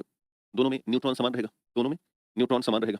तो ऐसे ही आपको ना एग्ज़ाम में लिखे हुए दिखाई दे सकते हैं और जब लिखे हुए दिखाई दे सकते हैं तो आप यूँ ही निकाल लेना। अब मुझे लगता है कि इसके बावजूद समझ नहीं आया है तो एक बार आपको और देखने की आवश्यकता पड़नी चाहिए। तो आ गया है तो आप यूँ ही किसी तत्व को देख करके मन में ही कैलकुलेट कर सकते हो, कोई बहुत बड़ा मुद्दा नहीं है। तो आगे बढ़ा जाए? चलिए। नेक्स्ट जो चैप्टर है उसका नाम है परमाणु ऊर्जा। नेक्स्ट लिखिएगा परमाणु ऊर्जा। परमाणु के चक्कर में पूरी दुनिया डिस्टर्ब चल रही है। जिसके पास ये ऊर्जा है, वो राजा है। बट जिसके पास नहीं है और बनाने की कोशिश कर रहा है, वो ईरान बना जा रहा है। तो सिंपल सी बात है, अगर इसकी परिभाषा अगर हम देखें, परमाणु ऊर्जा की तो लिखिएगा अपनी कॉपी में हेडिंग परमाणु ऊर्जा। हाँ, क्रमांक जो है वही प्रोटॉन है ना, क्रमांक की परिभाषा ही प्रोटॉन की परिभाषा है। तो लिखिएगा लिखिएगा नाभिकीय विखंडन और नाभिकीय संलयन की प्रक्रियाओं के द्वारा नाभिकीय विखंडन और लिखिए परिभाषा लिखो परिभाषा परमाणु ऊर्जा की। लिखिए नाभिकीय विखंडन और नाभिकीय संलयन की प्रक्रियाओं के द्वारा नाभिकीय विखंडन और नाभिकीय संलयन की प्रक्रियाओं द्वारा विशिष्ट ईंधन का उपयोग करके विशिष्ट ईंधन का उपयोग करके विशिष्ट ईंधन का उपयोग करके हमें द्रव्यमान क्षति प्राप्त होती है। विशिष्ट ईंधन का उपयोग करके हमें ईंधन में द्रव्यमान क्षति प्राप्त होती है। हमें ईंधन में द्रव्यमान क्षति प्राप्त होती है। हमें ईंधन में द्रव्यमान क्षति प्राप्त होती है। लिख रहे हो? लिख रहे हो ना? हमें द्रव्यमान क्षति प्राप्त होती है और उसी आधार पर और उसी आधार पर और उसी आधार पर ऊर्जा प्राप्त होती है और उसी आधार पर ऊर्जा प्राप्त होती है, जिसे परमाणु ऊर्जा कहा जाता है। उसी आधार पर ऊर्जा प्राप्त होती है, जिसे परमाणु ऊर्जा कहा जाता है। उसी आधार पर ऊर्जा प्राप्त होती है, जिसे परमाणु ऊर्जा कहा जाता है। जिसे परमाणु ऊर्जा कहा जाता है। क्लियर? नहीं लाइन से क्लियर? इसे प्राप्त करने के लिए 2 प्रमुख विधियाँ हैं। इसे प्राप्त करने के लिए 2 प्रमुख विधियाँ हैं। इसे प्राप्त करने की 2 विधियाँ हैं। कौन-कौन सी? यही लिख देना। नंबर 1 पर परमाणु विखंडन न्यूक्लियर फिजन और नंबर 2 पर नाभिकीय संलयन न्यूक्लियर फ्यूजन। न्यूक्लियर फिजन और न्यूक्लियर फ्यूजन 2 लिखिएगा। परमाणु विखंडन और परमाणु या संलयन। तो सबसे पहले सीखेंगे हम लोग कौन-सा? नाभिकीय विखंडन। देखिए अलग से हेडिंग नाभिकीय विखंडन। देखिए अलग से हेडिंग नाभिकीय विखंडन। नाभिकीय विखंडन। वो सिंपल सी परिभाषा है, लिखिएगा परिभाषा। जब एक बड़ा नाभिक नाभिक न्यूट्रॉन की बमबारी के आधार पर न्यूट्रॉन की बमबारी के आधार पर 2 या 2 से अधिक 2 या 2 से अधिक, 2 या 2 से अधिक समान या असमान, समान या असमान छोटे-छोटे नाभिकों में टूटता है, छोटे-छोटे नाभिकों में टूटता है, छोटे-छोटे नाभिकों में टूटता है, इस दौरान इस दौरान द्रव्यमान की क्षति हो जाती है, द्रव्यमान की क्षति भी हो जाती है, द्रव्यमान की क्षति भी हो जाती है, द्रव्यमान की क्षति भी हो जाती है। इसी के आधार पर इसी के आधार पर ऊर्जा प्राप्त होती है, जिसे ही परमाणु ऊर्जा कहा जाता है, जिसे ही परमाणु ऊर्जा कहा जाता है, जिसे ही परमाणु ऊर्जा कहा जाता है, जिसे ही परमाणु ऊर्जा कहा जाता है, जिसे ही परमाणु ऊर्जा कहा जाता है, जिसे ही परमाणु ऊर्जा कहा जाता है। अब ध्यान देना कि इसमें हम इस्तेमाल करते हैं नाभिकीय ईंधन, उस पर हम बमबारी कराते हैं किसकी? न्यूट्रॉन की, और न्यूट्रॉन इसलिए ट्रिगर का कार्य करता है और वो ईंधन टूटता है, और जब ईंधन टूटेगा तो हमें ऊर्जा मिलेगी। लेकिन साथ-साथ ध्यान देना 2 से 3 न्यूट्रॉन हमें और अधिक मिल जाते हैं ईंधन के विखंडन के दौरान। नीचे एक नोट डाल देते हैं, लिखिएगा परमाणु विखंडन की प्रक्रिया में, परमाणु विखंडन की प्रक्रिया में न्यूट्रॉन एक ट्रिगर की भांति कार्य करता है, न्यूट्रॉन एक ट्रिगर की भांति कार्य करता है, ट्रिगर की भांति कार्य करता है तथा विखंडन श्रृंखला अभिक्रिया में 2 या 3 न्यूट्रॉन नए मिल जाते हैं, न्यूट्रॉन नए मिल जाते हैं, 2 या 3 न्यूट्रॉन नए मिल जाते हैं। जब-जब श्रृंखला अभिक्रिया बढ़ेगी तब-तब 1 इलेक्ट्रॉन न्यूट्रॉन लोगे 2 या 3 नया मिलता रहेगा, 2 या 3 नए और अगले से वो जाकर के टकराता रहता है। इसको थोड़ा हम अब अभिक्रिया बना के समझते हैं। ये तो बना लीजिए।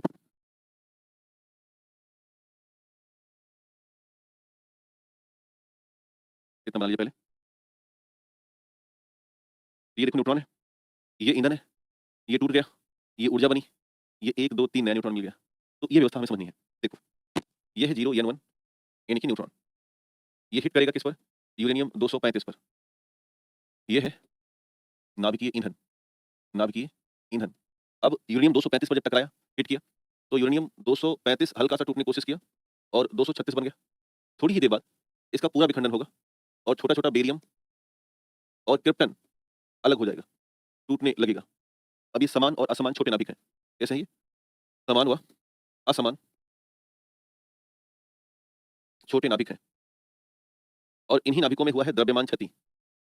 द्रव्यमान क्षति हुई और इस आधार पर हमें ऊर्जा मिली, जिसे हम नाम दे रहे हैं अभी हाल-फिलहाल परमाणु ऊर्जा। ओके? और इस अभिक्रिया के साथ में हमें 0 N1 1, 0 N1 2 और 0 N1 3 ये 3 और न्यूट्रॉन मिल गए। इसे नीचे बनाना, मास डिफेक्ट हुआ द्रव्यमान क्षति और ये 3 नए न्यूट्रॉन मिल गए।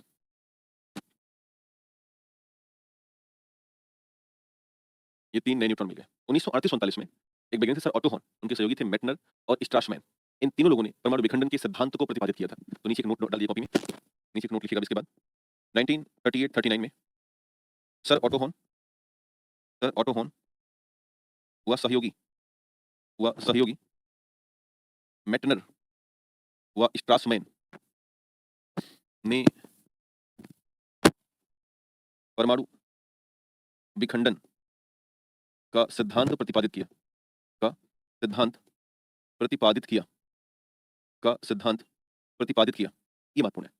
तो उस चित्र को बनाने के बाद नीचे ये लिख देना, का सिद्धांत प्रतिपादित किया। जब विखंडन हो रहा होता है तो विखंडन 2 रूप में होता है, एक नियंत्रित श्रृंखला का और अगर हम उसे कंट्रोल किए तो, नहीं तो अनियंत्रित श्रृंखला का होगा। पहले इतना लिखिए।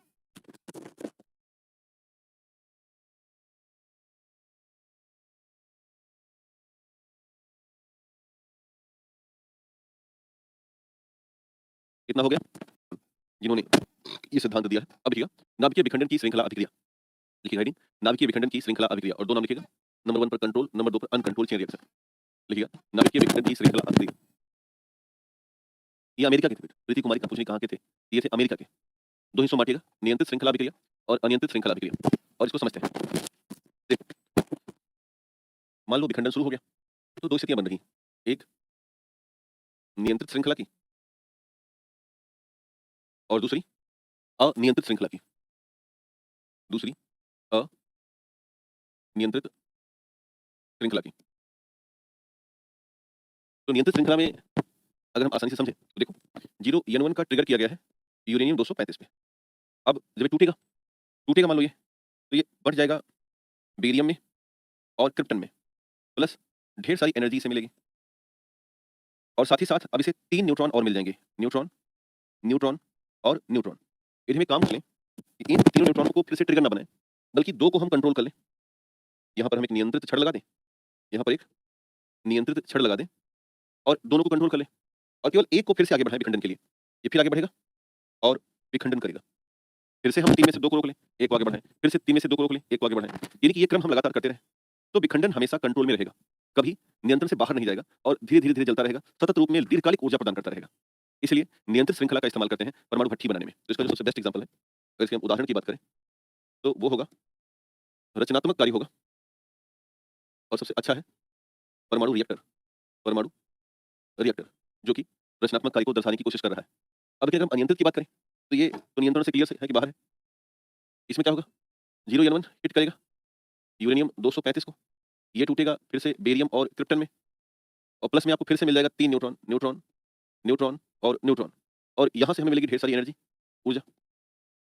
लेकिन आप देखना कि 3 न्यूट्रॉन पर किसी पर नियंत्रण नहीं है। अब क्या होगा, ये फिर से यूरेनियम 235 से टकरा जाएंगे आगे वाले से, ये फिर से यूरेनियम 235 से टकरा जाएंगे आगे वाले से, और ये भी टकरा जाएंगे आगे वाले से। तो इस तरह से फिर यहाँ पर 3-3 बनेगा, 1, 2, 3, यहाँ भी 3 बनेगा, 1, 2, 3, यहाँ भी 3 बनेगा, 2 और 3। यानी कि अब इस बार हमें 3 त्रिके 9, ये प्रक्रिया आगे चलती रहेगी। 3 न्यूट्रॉन, फिर 9 न्यूट्रॉन, फिर 27 न्यूट्रॉन, फिर 81 न्यूट्रॉन। तो इस तरह से इतना अनियंत्रित रूप में विखंडन होगा कि जितना भी यूरेनियम हमारे पास है सब टूट के बिखर जाएगा। ऐसी स्थिति में बहुत विशाल मात्रा में हमें ऊर्जा मिलेगी, विशाल मात्रा की ऊर्जा मिलेगी, तरह की ऊर्जा और ऊष्मा, ऊर्जा और ऊष्मा मिलेगी। और ये तरीका अच्छा तरीका नहीं है, यह एक विनाशकारी तरीका है। और विनाशकारी तरीकों में से आप क्या इस्तेमाल करोगे? परमाणु बम, एटॉमिक बम। तो जब भी एग्जाम में आए कि परमाणु बम का सिद्धांत क्या है, तो नाभिकीय विखंडन का अनियंत्रित श्रृंखला है। जब आए सवाल में कि परमाणु रिएक्टर का सिद्धांत क्या है, नाभिकीय विखंडन की नियंत्रित श्रृंखला अभिक्रिया, नाभिकीय विखंडन की नियंत्रित श्रृंखला अभिक्रिया। ये कहानी इतना बना लीजिए, फिर आगे।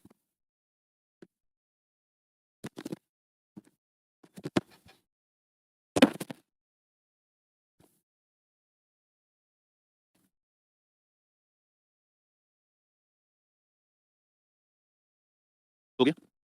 अब एक करके बात करते हैं। पहले हम सीखेंगे वो राजा है जिसके पास नहीं है वो शिकार है। ईरान के पास नहीं है, लपेटा जा रहा है। यूक्रेन के पास नहीं है, लपेटा जा रहा है। भारत के पास है, हिम्मत नहीं है बोलने की। तो कहने का आशा है कि यह एक तरीके से पावर का बम है, ठीक? तो देखा जाए कि परमाणु बम में हम क्या पढ़ें और किस आधार पर समझें। तो इसकी जो थ्योरी है उसको तो सर ऑटो होने दिया, लेकिन रॉबर्ट जे ओपेनहीमर ने 16 जुलाई 1945 को पहला परमाणु बम बनाया। तो नीचे से लिख देना, सिद्धांत कर्ता तो ऑटो हॉर्न। दूसरा निर्माणकर्ता रॉबर्ट जे ओपेनहीमर, 16 जुलाई 1945 पहला बम बना दुनिया का। 16 जुलाई 1945 एक दरअसल मैनहट्टन परियोजना थी। उसी मैनहट्टन परियोजना के तहत ये विकसित हुआ और पहला बम परीक्षण किया गया था ट्रिनिटी टेस्ट के तहत। तो नीचे से नोट डाल देना कि यूएसए द्वारा मैनहट्टन परियोजना के तहत, मैनहट्टन परियोजना के तहत पहली बार परमाणु बम विकसित किए गए, परमाणु बम विकसित किए गए तथा ट्रिनिटी परीक्षण द्वारा इसे पहली बार दगाया गया। ठीक है, ये बात ध्यान देना। अमेरिका ही तो है इकलौता जिसने परमाणु बम बनाया भी और जिसने परमाणु बम का इस्तेमाल किया भी। अभी तक दुनिया में बनाए तो बहुत से लोग हैं, 9 देश हो गए। 9 देशों ने एटम बम बना लिए हैं अपने-अपने लेवल पर। लेकिन अभी तक दुनिया में किसी ने इसका इस्तेमाल नहीं किया। इसलिए डर जब भी लगता है अमेरिका से लगता है। क्योंकि अगर इसने एक बार कर लिया है ना, दोबारा करने से दिक्कत नहीं होगी। हुँ। और हिरोशिमा और नागासाकी 2 बड़े प्रकरण हुए। ये सर रॉबर्ट जे ओपेनहीमर हैं जिन्होंने ये बम बनाया था। हिरोशिमा और नागासाकी प्रकरण हुए थे। दोनों ध्यान देना। 6 अगस्त 1945 को सुबह 8:15 नीचे नोट डाल देना। 6 अगस्त 1945 को नीचे नोट लिखिएगा। किम जोंग उन इंतजार कर रहे हैं। है ना? बहुत सारे मीम्स आते हैं। कितना बुरा लगता है कि जब आप योग्य हो और आपकी योग्यता का कोई इस्तेमाल ना कर रहा। कल कल है, कल ही तो है, उसमें जो है गुस्से में 10 तो बैलिस्टिक मिसाइल जापान के ऊपर से फेंक दी। अब ये जो है जापान है, ये साउथ कोरिया है। मिसाइल उड़ा के ऐसे मार देता है, शुई से जाती है। जापान कहता है, "क्या जा रहा है ये? मिसाइल जा रही है।" तो कहते हैं, "हमारे ऊपर से क्यों मारते हो?" लेकिन जब मन करता है तब इधर ही से लपेट देता है। सीधे से हाँ, एटम बम है ना इसके पास, सोचो। मतलब दुनिया कितनी ना अजीब-सी है ना, दोहरा मुँह टाइप का लेके चलती है। ये भी बताना सा है साउथ कोरिया वाला, कोई लड़के दिखा ले। नरक मचा देगा ज़िंदगी में, नरक जिसको कहते हैं। इतना है सब फोड़ देगा बम समेत, बिल्कुल एथिकल-पैथिकल सब कुछ है ही नहीं उसके पास। दुर्मिल गोलू-सोलू सा दिखता है एकदम, गोलू-मोलू सा, प्यारा सा लगता है। मुझे इसकी एक बात अच्छी लगी, कि इसने अपनी बिटिया को दुनिया का पहला तानाशाह बना दिया है। तो रज़िया सुल्तान के बाद कोई लड़की फिर से आ रही है और मजबूती से काम करेगी। खैर, जो भी हो, रील अपडेट करना पड़ता है, क्या करें? दबदबा था, दबदबा है, दबदबा बना रहेगा। ये गाना इसके ऊपर गाना शूट करता है ना? सल्तनत कोरिया और अमेरिका कोई सेक्टर हमें आके वो करना है, मार देंगे। तो जीवन मिसाइल बनने में हो गया। बट प्यारा सा लगता है। कहीं मुझे मिला मिलूँगा, तो पहले तक मौका तो लगेगा। करता लग लेकिन मैंने देखा है कि इतने अधिकारी प्रोजेक्ट को भी खत्म होगा तो उसका सही इंसान से मुलाकात नहीं हुआ। ना, ना, ना ऐसा नहीं है। मुलाकात कोई करेगा भी नहीं उससे। पागल टाइप का आदमी है वो। कहते हैं ना बेटा बहुत पागल आदमी है। तुरंत पागल कर देंगे। गद्दी पर कोई भी रहे। तो साउंड कर क्या कर रहा है? रुको भाई देखते हैं। अभी ठीक हुआ? साउंड। रुको बुला रहे हैं। भाई हेलो, ब्रो। अच्छा ठीक हो गया? चलो ठीक। चलिए। तो मैं नोट लिखा रहा हूँ, नीचे नोट लिख दो, फिर तेजी से आगे बढ़ें। लिखिएगा 6 अगस्त 1945 को, नीचे नोट लिखो, साउथ कोरिया छोड़ दो। 6 अगस्त 1945 को 6 अगस्त 1945 को सुबह 8:15 पर सुबह 8:15 पर हिरोशिमा में सुबह 8:15 पर हिरोशिमा में लिटिल बॉय नामक हिरोशिमा में लिटिल बॉय नामक यूरेनियम आधारित पहला परमाणु बम गिराया गया। लिटिल बॉय नामक लिटिल बॉय नामक यूरेनियम आधारित पहला परमाणु बम गिराया गया। यूरेनियम आधारित पहला परमाणु बम गिराया गया, जो कि 4,400 किलोग्राम का था, 4.4 टन, जो कि 4,400 किलोग्राम का था, 4.4 टन, जो कि 4,400 किलोग्राम का था, 4,400 किलोग्राम का था। अब सोचो कि रूस के पास दुनिया का सबसे बड़ा परमाणु बम है, रूस के पास। उसका नाम है ज़ार बम्बा, ज़ार बम्बा, TSAR, ज़ार बम्बा। ये दुनिया का सबसे बड़ा परमाणु बम है और इसका वज़न आप सुनोगे तो 27 मीट्रिक टन है। 27 मीट्रिक टन, ये वेट, ये तो 4 टन, 404 टन की बात है। ये मात्र कितना है? 4.4 टन। अब सोचो कि जिसके ऊपर गिर जाएगा ज़ार बम्बा ना, उसकी हालात क्या होगी? नंबर 2 लिखिएगा। अपनी भाषा में कहें तो लगभग 27,000 किलोग्राम का, कितना? 27,000 किलोग्राम का बम है और ये कितना था? 4,000 का। अमेरिका और रूस चाहे ना तो पूरी दुनिया को 10 बार खत्म कर सकते हैं। कितनी बार? 10 बार दुनिया आएगी, पनपेगी, खत्म कर देंगे, फिर पनपेगी, फिर खत्म कर, फिर पनपेगी, फिर खत्म कर देंगे। ये शक्ति है, 27,000 किलोग्राम। समझ में आया? अमेरिका से ज़्यादा बड़ा है ना रूस एटम बम के मामले में। नोट नंबर 2 लिखिएगा, लिखिएगा 9 अगस्त 1945 को 9 अगस्त 1945 को अमेरिका द्वारा दूसरा परमाणु बम अमेरिका द्वारा दूसरा परमाणु बम जो कि फैट मैन था, जो कि फैट मैन प्लूटोनियम आधारित था, जो कि फैट मैन प्लूटोनियम आधारित था, उसे नागासाकी पर गिराया गया। उसे नागासाकी पर गिराया गया। इसका वजन 4670 किलोग्राम था। इसका वजन 4670 किलोग्राम था। इसका वजन 4670 किलोग्राम था। इसका वजन 4670 किलोग्राम था। इसका वजन 4670 किलोग्राम का था। इसका वजन 4670 किलोग्राम का था। इसका वजन 4670 किलोग्राम का था।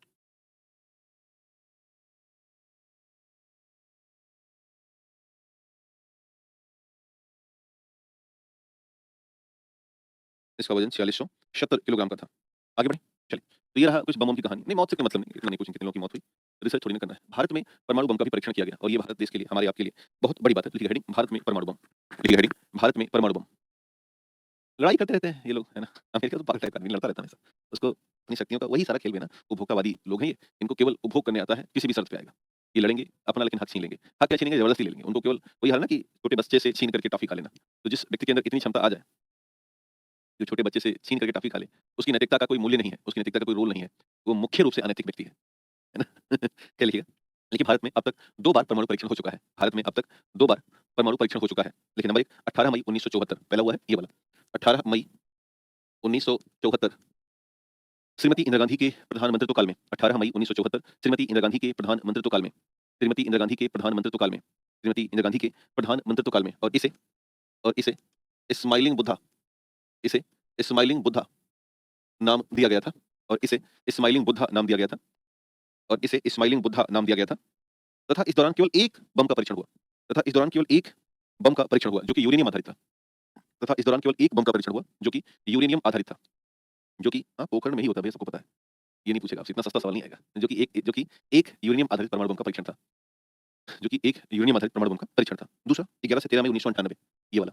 लेकिन नंबर 2 पर 11 से 13 मई 1998 को ऑपरेशन शक्ति ऑपरेशन शक्ति नामक दूसरा परमाणु परीक्षण हुआ। ऑपरेशन शक्ति नामक दूसरा परमाणु परीक्षण हुआ।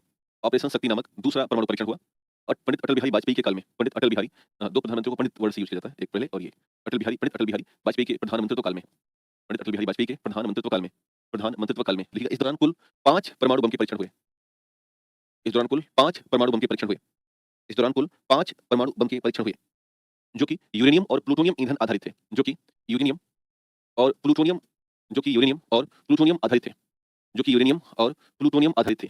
जो कि यूरेनियम और प्लूटोनियम आधारित थे। जो कि यूरेनियम और प्लूटोनियम आधारित थे। तो इस तरह भारत 5 + 1 6 परीक्षण कर चुका है और इस आधार पर वर्तमान समय तक लिखित रूप में हमारे पास 180 परमाणु बम है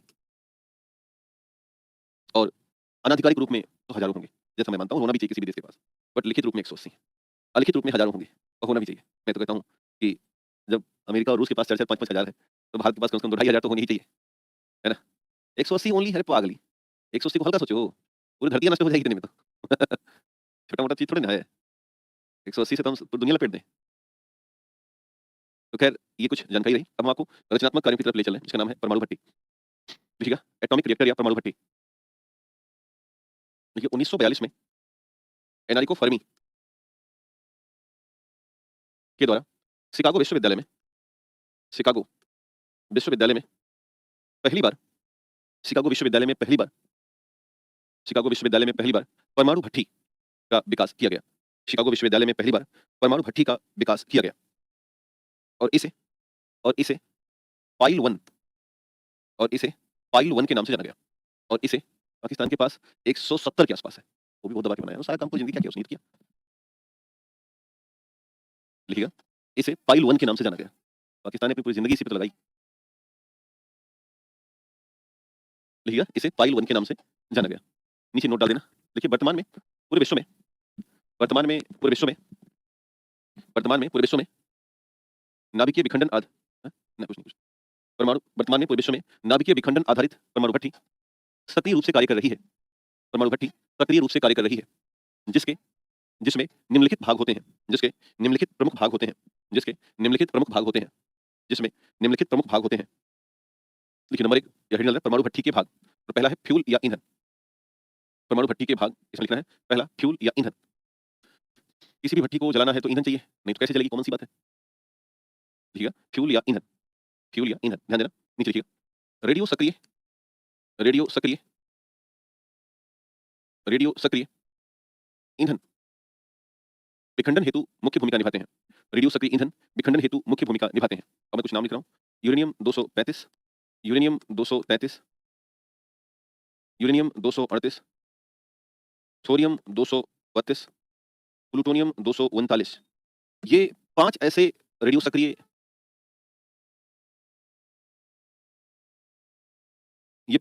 सक्रिय तत्व हैं जो ईंधन में इस्तेमाल हो रहे हैं। 35, 33, 38, थोरियम 32, प्लूटोनियम 239। इनके नाम लिखिएगा। प्लूटोनियम 239। जिनमें से ध्यान देना, ये जो यूरेनियम 233 है और जो प्लूटोनियम 239 है, ये 2 ऐसे हैं जो कृत्रिम होते हैं। कैसे होते हैं? इसको ना हमने बनाए हैं, ये धरती पर पाए नहीं गए। ये कृत्रिम है। और बाकी यूरेनियम 235, यूरेनियम 238 और थोरियम 232, ये 3 ऐसे हैं जो कि प्रकृति में अवेलेबल हैं। ये प्राकृतिक है। ये प्राकृतिक है। तो ऐसे बना देना। जो ग्रीन वाला है वो प्राकृतिक है और जो ब्लू वाला है वो कृत्रिम है, आर्टिफिशियल। इसमें से कौन सा ज्यादा शक्तिशाली है? थोरियम। अब ध्यान देना, ईंधन 2 प्रकार के होते हैं। ईंधन के 2 प्रकार होते हैं। एक ईंधन होता है जिसे हम कहते हैं फिसाइल फ्यूल और एक ईंधन होता है जिसे हम कहते हैं फर्टाइल फ्यूल। हिंदी में कहते हैं इसे विखंडनीय ईंधन और हिंदी में इसे कहते हैं उर्वर ईंधन। विखंडनीय ईंधन और उर्वर ईंधन।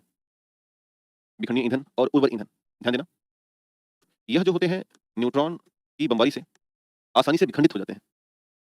यह न्यूट्रॉन की बमबारी से आसानी से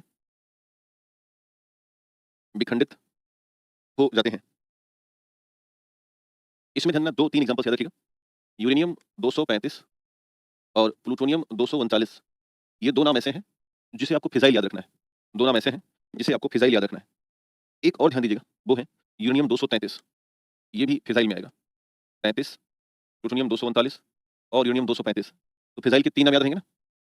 फिजाइल के तीन नाम याद रहेंगे, जिनमें से एक जो है वो प्राकृतिक है और दो कृत्रिम है। एक प्राकृतिक है और दो कृत्रिम है। कौन कौन से? 33 और 39।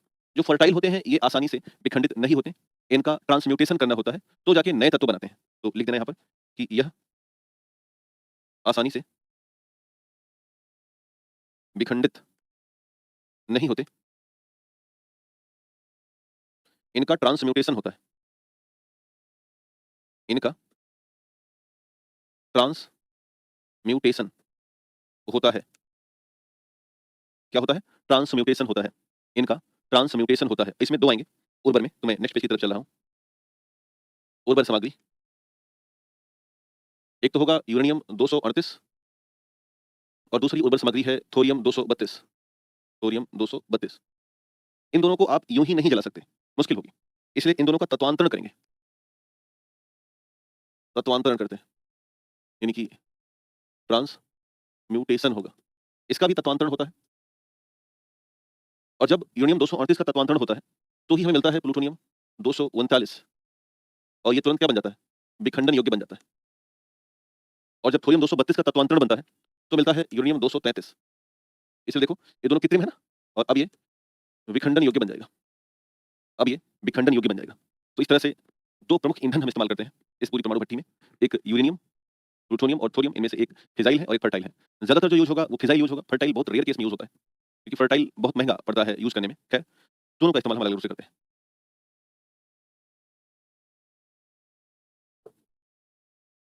इतना पे नोट कीजिएगा। बराबर सामग्री समझ आई? अब इसी में से एक और कॉन्सेप्ट समझिएगा, वो ये है कि यूरेनियम का एनरिचमेंट कैसे होता है। लिखिए हेडिंग, यूरेनियम ईंधन का संवर्धन या एनरिचमेंट। लिखिए हेडिंग, यूरेनियम ईंधन का संवर्धन। यूरेनियम ईंधन का संवर्धन, इसे बोलते हैं एनरिचमेंट ऑफ यूरेनियम। क्या बोलेंगे? Enrichment of uranium. देखो, पृथ्वी पर जो नेचुरल यूरेनियम मिलता है, मान लेते हैं यह कोई प्राकृतिक यूरेनियम है, यह कोई प्राकृतिक यूरेनियम है, तो इसके तीन अलग अलग रूप मिलते हैं इसमें। एक होगा यूरेनियम 238, 99.3% अकेले कौन होता है? यूरेनियम 238। एक होगा यूरेनियम 235, 0.07%, 0.7% 35 होता है। और एक होता है यूरेनियम 234। तो बचा कितना? 0%। तो इससे कोई खास काम है भी नहीं, इसको हम निगलेक्ट कर लेते हैं। अब इन दोनों में देखना, जो ये 38 है, ये ना प्राइमरी लेवल पर इस्तेमाल नहीं हो सकता। क्यों? क्योंकि ये एक उर्वर सामग्री है, अतः बेहतर नहीं है। बेहतर तब होगा जब इसका हम ट्रांसम्यूटेशन करेंगे। लेकिन 35 जो है वो काम का है, ये विखंडनीय सामग्री है, विखंडनीय सामग्री है और सर्वाधिक उपयोगी है, सर्वाधिक उपयोगी है। बात समझ आई? तो अब किसी प्राकृतिक यूरेनियम में अगर आपसे पूछूं कि यूरेनियम 235 का कितना रोल है, आपका उत्तर होगा 0.7%। कितना? 0.7%, इतना ही रोल है। मान लेते हैं हमारे पास 1, 2, 3, 4 और 5, ये 5 प्राकृतिक यूरेनियम के सैंपल लेते हैं। ये भी एक नेचुरल यूरेनियम है। मान लेते हैं कि यह एक प्राकृतिक यूरेनियम है, यह भी एक प्राकृतिक यूरेनियम का बॉक्स हो गया, यह भी एक प्राकृतिक यूरेनियम का बॉक्स हो गया, और यह भी एक प्राकृतिक यूरेनियम का बॉक्स हो गया, और लास्ट में भी हम कर देते हैं प्राकृतिक यूरेनियम का बॉक्स। तो टोटल 5 बॉक्स हमने ले लिए। अब इन 5 बॉक्स में 38 बहुत ज्यादा है। ये जो रेड कलर में आपको दिखाई दे रहे हैं, ये यूरेनियम 238 है।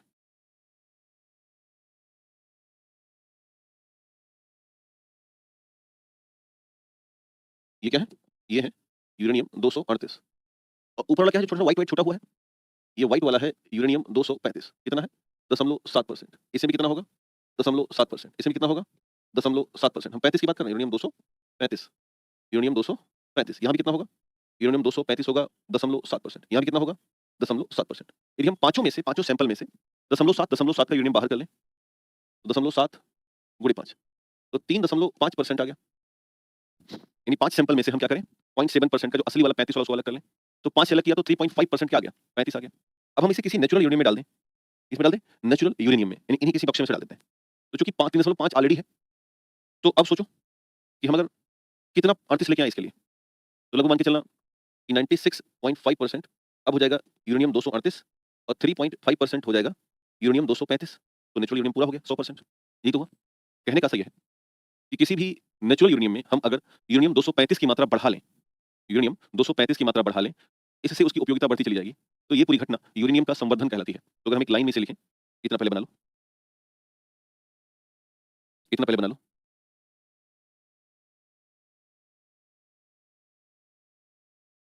और लिखो अब नीचे, लिखिएगा प्राकृतिक यूरेनियम में यूरेनियम 235 की मात्रा को बढ़ाना, मात्रा को बढ़ाना, यूरेनियम 235 की मात्रा को बढ़ाना ही यूरेनियम का संवर्धन कहलाता है। 235 की मात्रा को बढ़ाना ही यूरेनियम का संवर्धन कहलाता है। 235 की मात्रा को बढ़ाना ही यूरेनियम का संवर्धन कहलाता है। 235 की मात्रा को बढ़ाना ही यूरेनियम का संवर्धन कहलाता है। बढ़ाना ही यूरेनियम का संवर्धन कहलाता है। 235 की मात्रा को बढ़ाना ही यूरेनियम का संवर्धन कहलाता है। यूरेनियम का क्या कहलाएगा? संवर्धन। समझ में? अब लिखिएगा, यूरेनियम का संवर्धन दो प्रकार से होता है। यूरेनियम 235 का संवर्धन दो प्रकार से होता है। कैसे? एक होता है लो इनरिचमेंट यूरेनियम LEU और एक होता है हाई इनरिचमेंट यूरेनियम HEU। ध्यान देना, जब आप किसी भी प्राकृतिक यूरेनियम में, किसी भी प्राकृतिक यूरेनियम में यूरेनियम 235 की मात्रा 20% तक बढ़ा देंगे,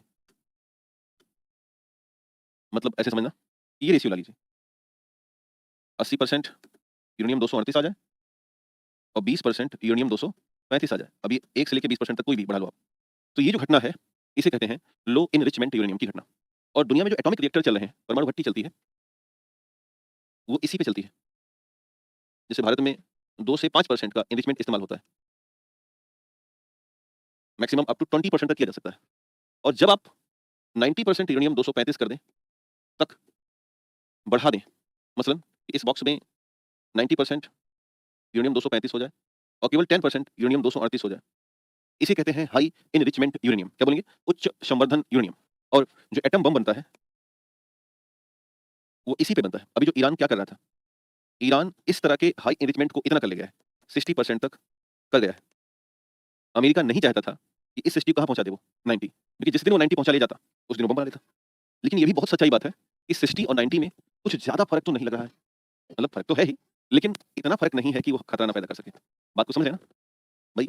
60 के बाद 70, 80, 90, 30% का फर्क है। तो अब ईरान के पास दो समस्याएं हैं। एक तो ईरान पूरी तरह से यूरेनियम का संवर्धन नहीं कर पाया, जैसा कि मीडिया में खबर है। 60% कर लिया है, तो ईरान पता क्या करेगा? जहां तक मेरा अनुमान है, जो अध्ययन उन्होंने किया, अनुमान ये है कि जो 60% का एनरिचमेंट होता है ना, ये कम एनरिचमेंट नहीं है। देखो एटॉमिक रिएक्टर में 20 पे आके रुक गया है, 60% मतलब है आधा बम तैयार हो चुका है। अब पता क्या करेगा ईरान? अगर वो अति करना शुरू, मतलब अमेरिका बदमाशी करना शुरू किया, तो वो ये 60% का एनरिचमेंट यूरेनियम अन्य सामान्य बमों में मिलाएगा और जो अमेरिका के बेसिस हैं या और उसके दुश्मन हैं, वहां पर उसे दाग देगा जाके। विध्वंस तो नहीं करेगा, लेकिन एक बात याद रखना, इतना भयंकर रेडिएशन का पोल्यूशन फैलाएगा कि वर्षों तक वहां मुश्किलें पैदा होंगी। तो ये मामला है एनरिचमेंट ऑफ यूरेनियम का। ये दुनिया वैसे भारत ने ना जब परमाणु बम बनाया अपने दम पर, तो हमने उसको 90% एनरिचमेंट किया, 92% तक हमने उसमें एनरिचमेंट करने का प्रयास किया और कर डाला, करके करके हमने विध्वंस किया, हमने विस्फोट करके परीक्षण किया और आज हम लगभग 200 परमाणु बम दुनिया की नोक पर रखे हैं बता करके। तो ये मामला है कि अगर खतरे बढ़े, मतलब मैं तो रोज शाम को सोते समय मना के सोता हूँ कि भाई यार दोबारा कभी हिरोशिमा और नागासाकी ना होने पाए। और आपको क्या लगता है जब ऐसा होगा तो अमेरिका भी नहीं चुकेगा? ये स्थितियां ना बड़ी अस्त व्यस्त और गंभीर सी स्थितियां हैं, इनसे बचा जाए तो ठीक है। सर बम से कहाँ प्रदूषण होता है? प्रदूषण से तो कोयला, अपनी अपनी सोच है बेटा। जो हमने बताया हमारी सोच है, आप बताओ आपकी सोच है। बम, एटॉमिक बम कोई बम थोड़ी ना है, वो 2 लेवल पे काम करता है। ऊष्मा फैला देता है, 10 की घात 7 अंश सेल्सियस तापमान क्रिएट कर देगा और दूसरा रेडिएशन फैला देगा, gamma rays, UV rays higher power की, है ना? अल्फा बीटा निकालना शुरू कर देगा। तो बस गर्मी से और रेडिएशन से लोग भस्म हो जाते हैं। भस्म होना ऐसे करते हैं। तो मतलब राख बन जाता है आदमी, हवा बन के उड़ जाएगा। इतना भयंकर प्रदूषण और ऊष्मा पैदा होगी। समझ में आई? हल्की चीज़ नहीं है, इसलिए दुनिया के लोग बम-वमों से डरते हैं। खैर आगे बढ़ा जाए। अगला दूसरा क्या इस्तेमाल करेंगे इसमें भट्ठी में, वो होगा मॉडरेटर। क्या होता है? मॉडरेटर, इसे मंदक कहते हैं। क्या कहेंगे? मंदक। और ये ना इलेक्ट्रॉन की सॉरी न्यूट्रॉन की गति को धीमा करता है। न्यूट्रॉन की गति को धीमा करता है, जिससे उचित रूप में न्यूट्रॉन का प्रहार न्यूट्रॉन का प्रहार प्रभावी हो और विखंडन अभिक्रिया और विखंडन अभिक्रिया संचालित हो सके और विखंडन अभिक्रिया संचालित हो सके, और 2 का इस्तेमाल करेंगे। एक H2O, दूसरा D2O, और तीसरा इसमें इस्तेमाल होता है ग्रेफाइट की रॉड। ग्रेफाइट की रॉड याद रखिएगा, 3 एग्जांपल लिखिएगा। सामान्य जल, दूसरा है भारी जल, और तीसरा है ग्रेफाइट की रॉड। तीसरा है ग्रेफाइट की रॉड। तीसरा है ग्रेफाइट की रॉड। इन तीनों का इस्तेमाल किया जाता है इसमें, तो जवाब हो जाएगा मॉडरेटर में। नीचे एक नोट डाल देना, लिखिएगा। वह न्यूट्रॉन जिसका मंदन होता है उसे थर्मल न्यूट्रॉन कहा जाता है। उसे थर्मल न्यूट्रॉन कहा जाता है। वह न्यूट्रॉन जिसका मंदन होता है उसे थर्मल न्यूट्रॉन की संज्ञा दी जाती है। उसे थर्मल न्यूट्रॉन की संज्ञा दी जाती है। इसके बाद क्या यूज करेंगे? शीतलक रॉड, कूलेंट रॉड। नेक्स्ट लिखिएगा, शीतलक, सॉरी, नियंत्रक छड़ें। नियंत्रक छड़ें याद है ना? ये क्या करेंगी? न्यूट्रॉन पर पूर्ण नियंत्रण करती हैं। न्यूट्रॉन पर पूर्ण नियंत्रण करती हैं। न्यूट्रॉन पर पूर्ण नियंत्रण करती हैं, और इसमें इस्तेमाल होता है कैडमियम और बोरान की 2 रॉड इस्तेमाल करते हैं। ये रॉड छड़ देख रहे हैं, ये कैडमियम और बोरान है। एग्जांपल लिख देना, कैडमियम की रॉड, और दूसरा यूज करेंगे बोरॉन की रॉड। बोरॉन की रॉड, तो कैडमियम और बोरान है, ध्यान रखिएगा। कई बार ना ग्रेफाइट रॉड और कैडमियम रॉड में कंफ्यूजन हो जाता है। ग्रेफाइट मंदक है और कैडमियम कंट्रोलर है। का से कैडमियम, का से कंट्रोलर, ऐसे याद रखिएगा। का से कैडमियम और का से कंट्रोलर, तो कई बार ना ये कंफ्यूजन लगा देता है, तो का से याद रखना। का कैडमियम, का कंट्रोलर, मतलब याद रखने के लिए बस खाली। इसके बाद कूलेंट इस्तेमाल करते हैं शीतलक, और इसमें H2O, D2O और लिक्विड सोडियम, सोडियम का द्रव हिस्सा, 3 लिखिएगा। कूलेंट में सिंपल वाटर, भारी जल और द्रव सोडियम। सिंपल वाटर, भारी जल और द्रव सोडियम। सिंपल वाटर, भारी जल और द्रव सोडियम। सिंपल वाटर, भारी जल और द्रव सोडियम। सिंपल वाटर, भारी जल और द्रव सोडियम का इस्तेमाल होगा। एक और लिख देना, वो है कंक्रीट सील्ड। नेक्स्ट लिखिएगा। लिख रहे हो ना आप लोग, मतलब मैं इतना धीमे चल रहा हूं, इसका मतलब लिखना है आपको। ये मत सोचना बैठ करके कथा सुने, लिख के खत्म करो। फिजिक्स आज के दिन में हम समाप्त कर देंगे, क्योंकि देखिए तो हम लोग न्यूक्लियर खत्म करने वाले हैं, और दूसरा जो 3 बजे से सेगमेंट चलेगा, आज हम 3 से 6 ही पढ़ेंगे। 6 के बाद फिर नहीं पढ़ेंगे, थकान से लेती है शाम को रात को। तो अगला जो सेगमेंट है फिजिक्स समाप्त करेंगे, केमिस्ट्री नेक्स्ट शनिवार और संडे कर लेंगे, है ना? तो इस पूरे सप्ताह आपको एक काम हम चैलेंज देके जाएंगे, और चैलेंज ये होगा कि जब हम नेक्स्ट शनिवार आपसे मुलाकात करेंगे, तो आप अगले शनिवार हम आपसे उसके बायोलॉजी के सवालों पर थोड़ी बहुत चर्चा कर लेंगे, उससे आपको रिवीजन करके आ जाना है, और संडे को हम आपसे फिजिक्स के सवालों पर चर्चा कर लेंगे, है ना? तो ये 2 जो है आपके लिए चैलेंज रहेगा, और नेक्स्ट सैटरडे संडे यानी कि 6-6 12 घंटे, जो भी 12-13 घंटे होते हैं, उसमें हम केमिस्ट्री के सारे जो सेगमेंट है उसे डील कर लेंगे, है ना? तो आप मान के चलो कि इसी मार्च में, अभी तो आज कितना मार्च है? 14 मार्च है ना? हाँ, तो मार्च महीने के अंदर हम आपको पूरा फाइनल कर देंगे। आज फिजिक्स तो समाप्त हो ही जाएगा ना। ये हो गया, बस वही बचा इलेक्ट्रॉनिक्स, थोड़ा सा हिस्सा छोटा-सा होता है। फिजिक्स वगैरह बहुत शानदार पढ़े हो, कोई उसमें दो राय नहीं है। केमिस्ट्री अभी आप नहीं पढ़ रहे हो, फिजिक्स और बायोलॉजी आप इतना शानदार पढ़े जितना होना चाहिए। बस आप उसको दोहराइए, और नेक्स्ट संडे हम आपसे कुछ सवाल करेंगे। हाँ, वीकेंड पे ही रहेगा क्लास, क्योंकि और भी हमारी कक्षाएँ होती हैं ना।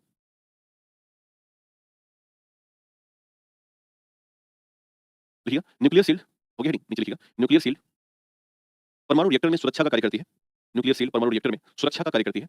न्यूक्लियर शील्ड परमाणु रिएक्टर में सुरक्षा का कार्य करती है, और यह दोहरी बनाई जाती है, और यह दोहरी बनाई जाती है, और यह दोहरी बनाई जाती है, और यह दोहरी बनाई जाती है, और यह दोहरी बनाई जाती है, और यह दोहरी बनाई जाती है। तो ये रहा कॉन्सेप्ट। अब हम इसके बाद प्रवेश कर रहे हैं नाभिकीय संलयन की भूमिका में। तो नेक्स्ट लिखिएगा हेडिंग, नाभिकीय संलयन।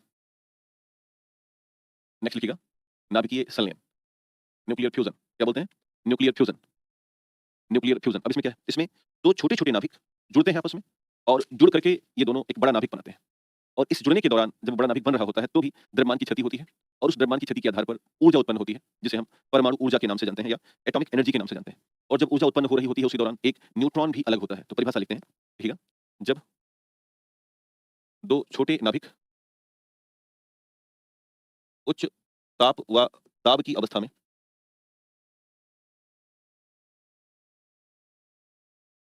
आपस में जुड़ते हैं, तो अभिक्रिया के बाद भारी नाभिक प्राप्त होता है। बाद भारी नाभिक प्राप्त होता है।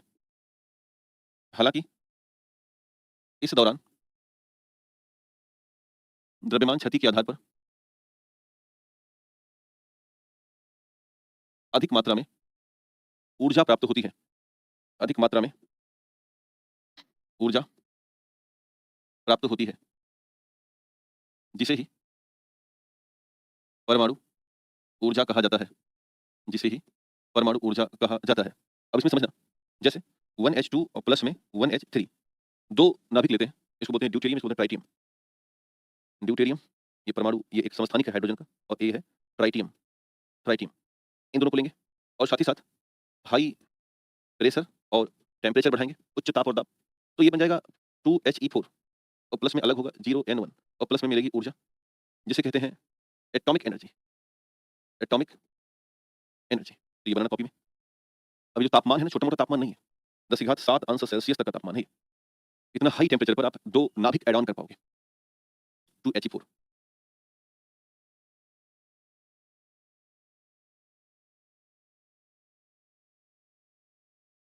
नीचे एक नोट डाल देना, कितना बन गया?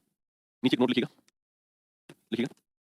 यार लिखिए, परमाणु विखंडन की तुलना में नोट लिखिएगा, परमाणु विखंडन की तुलना में नाभिकीय संलयन से 4 गुना अधिक ऊर्जा प्राप्त होती है। परमाणु विखंडन की तुलना में नाभिकीय संलयन से 4 गुना अधिक ऊर्जा प्राप्त होती है। नाभिकीय संलयन से 4 गुना अधिक ऊर्जा प्राप्त होती है। नाभिकीय संलयन से 4 गुना अधिक ऊर्जा प्राप्त होती है।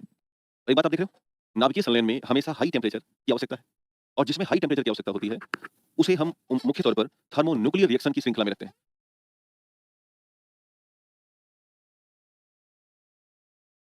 तो नीचे एक नोट डाल दें, नोट नंबर 2 लिखिएगा। नाभिकीय संलयन की अभिक्रिया के दौरान हम देख रहे हैं कि नाभिकीय संलयन अभिक्रिया के दौरान हम देख रहे हैं कि नाभिकीय संलयन अभिक्रिया के दौरान हम देख रहे हैं कि 1H1 और 1H2 ये वाले 1H1 और 1H2 दोनों धनात्मक दोनों धनात्मक चार्ज के नाभिक हैं, दोनों धनात्मक आवेश के नाभिक हैं। अतः अत्यधिक अत्यधिक थर्मल ऊर्जा की आवश्यकता होती है इन्हें जोड़ने में। अतः अत्यधिक थर्मल ऊर्जा की आवश्यकता, दोनों एक ही नेचर के हैं, प्लस प्लस, इसलिए ऊर्जा चाहिए। अतः अत्यधिक थर्मल ऊर्जा की आवश्यकता होती है इन्हें जोड़ने के लिए। अत्यधिक थर्मल ऊर्जा की आवश्यकता होती है इन्हें जोड़ने के लिए। इसीलिए नाभिकीय संलयन की अभिक्रिया को इसीलिए नाभिकीय संलयन की अभिक्रिया को क्या बोलेंगे? थर्मो न्यूक्लियर अभिक्रिया। इसलिए नाभिकीय संलयन की अभिक्रिया को थर्मो न्यूक्लियर अभिक्रिया कहा जाता है। इसलिए नाभिकीय संलयन की अभिक्रिया को थर्मो न्यूक्लियर अभिक्रिया कहा जाता है। इसलिए नाभिकीय संलयन की अभिक्रिया को थर्मो न्यूक्लियर अभिक्रिया की संज्ञा दी जाती है। अब ध्यान देना, जैसे नाभिकीय विखंडन 2 तरह से था, कंट्रोल और अनकंट्रोल, वैसे ही नाभिकीय संलयन भी होता है, कंट्रोल और अनकंट्रोल। तो संलयन को 2 भागों में बांटिएगा।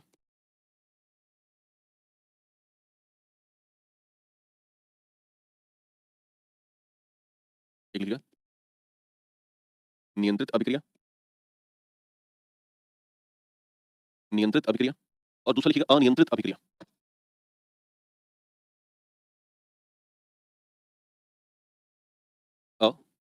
अनियंत्रित अभिक्रिया, अनियंत्रित अभिक्रिया 2 है, नियंत्रित और अनियंत्रित। तो नियंत्रित अभिक्रिया में हमेशा रचनात्मक कार्य होगा।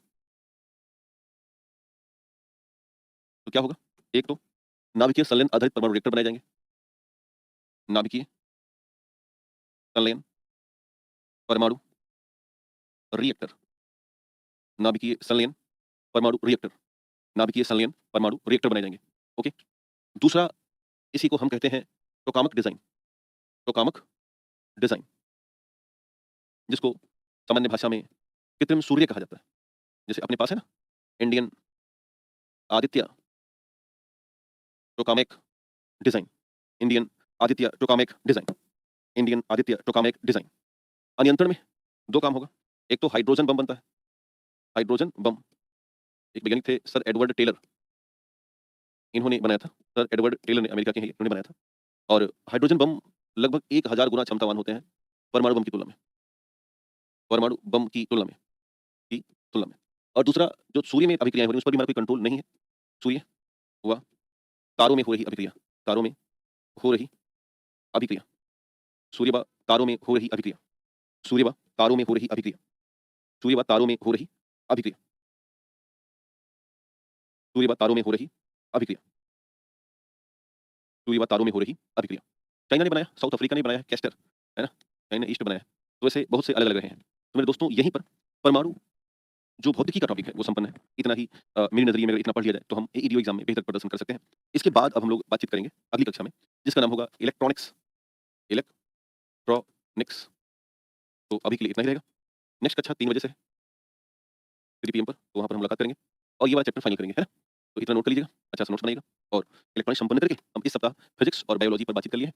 इस पूरे सप्ताह आप इसे रिवीजन पर रखना, खूब याद करना और फिर हम केमिस्ट्री पर बात करेंगे। नमस्ते, पुनः मिलते हैं, नाश्ता पानी करके आइए। Thank you.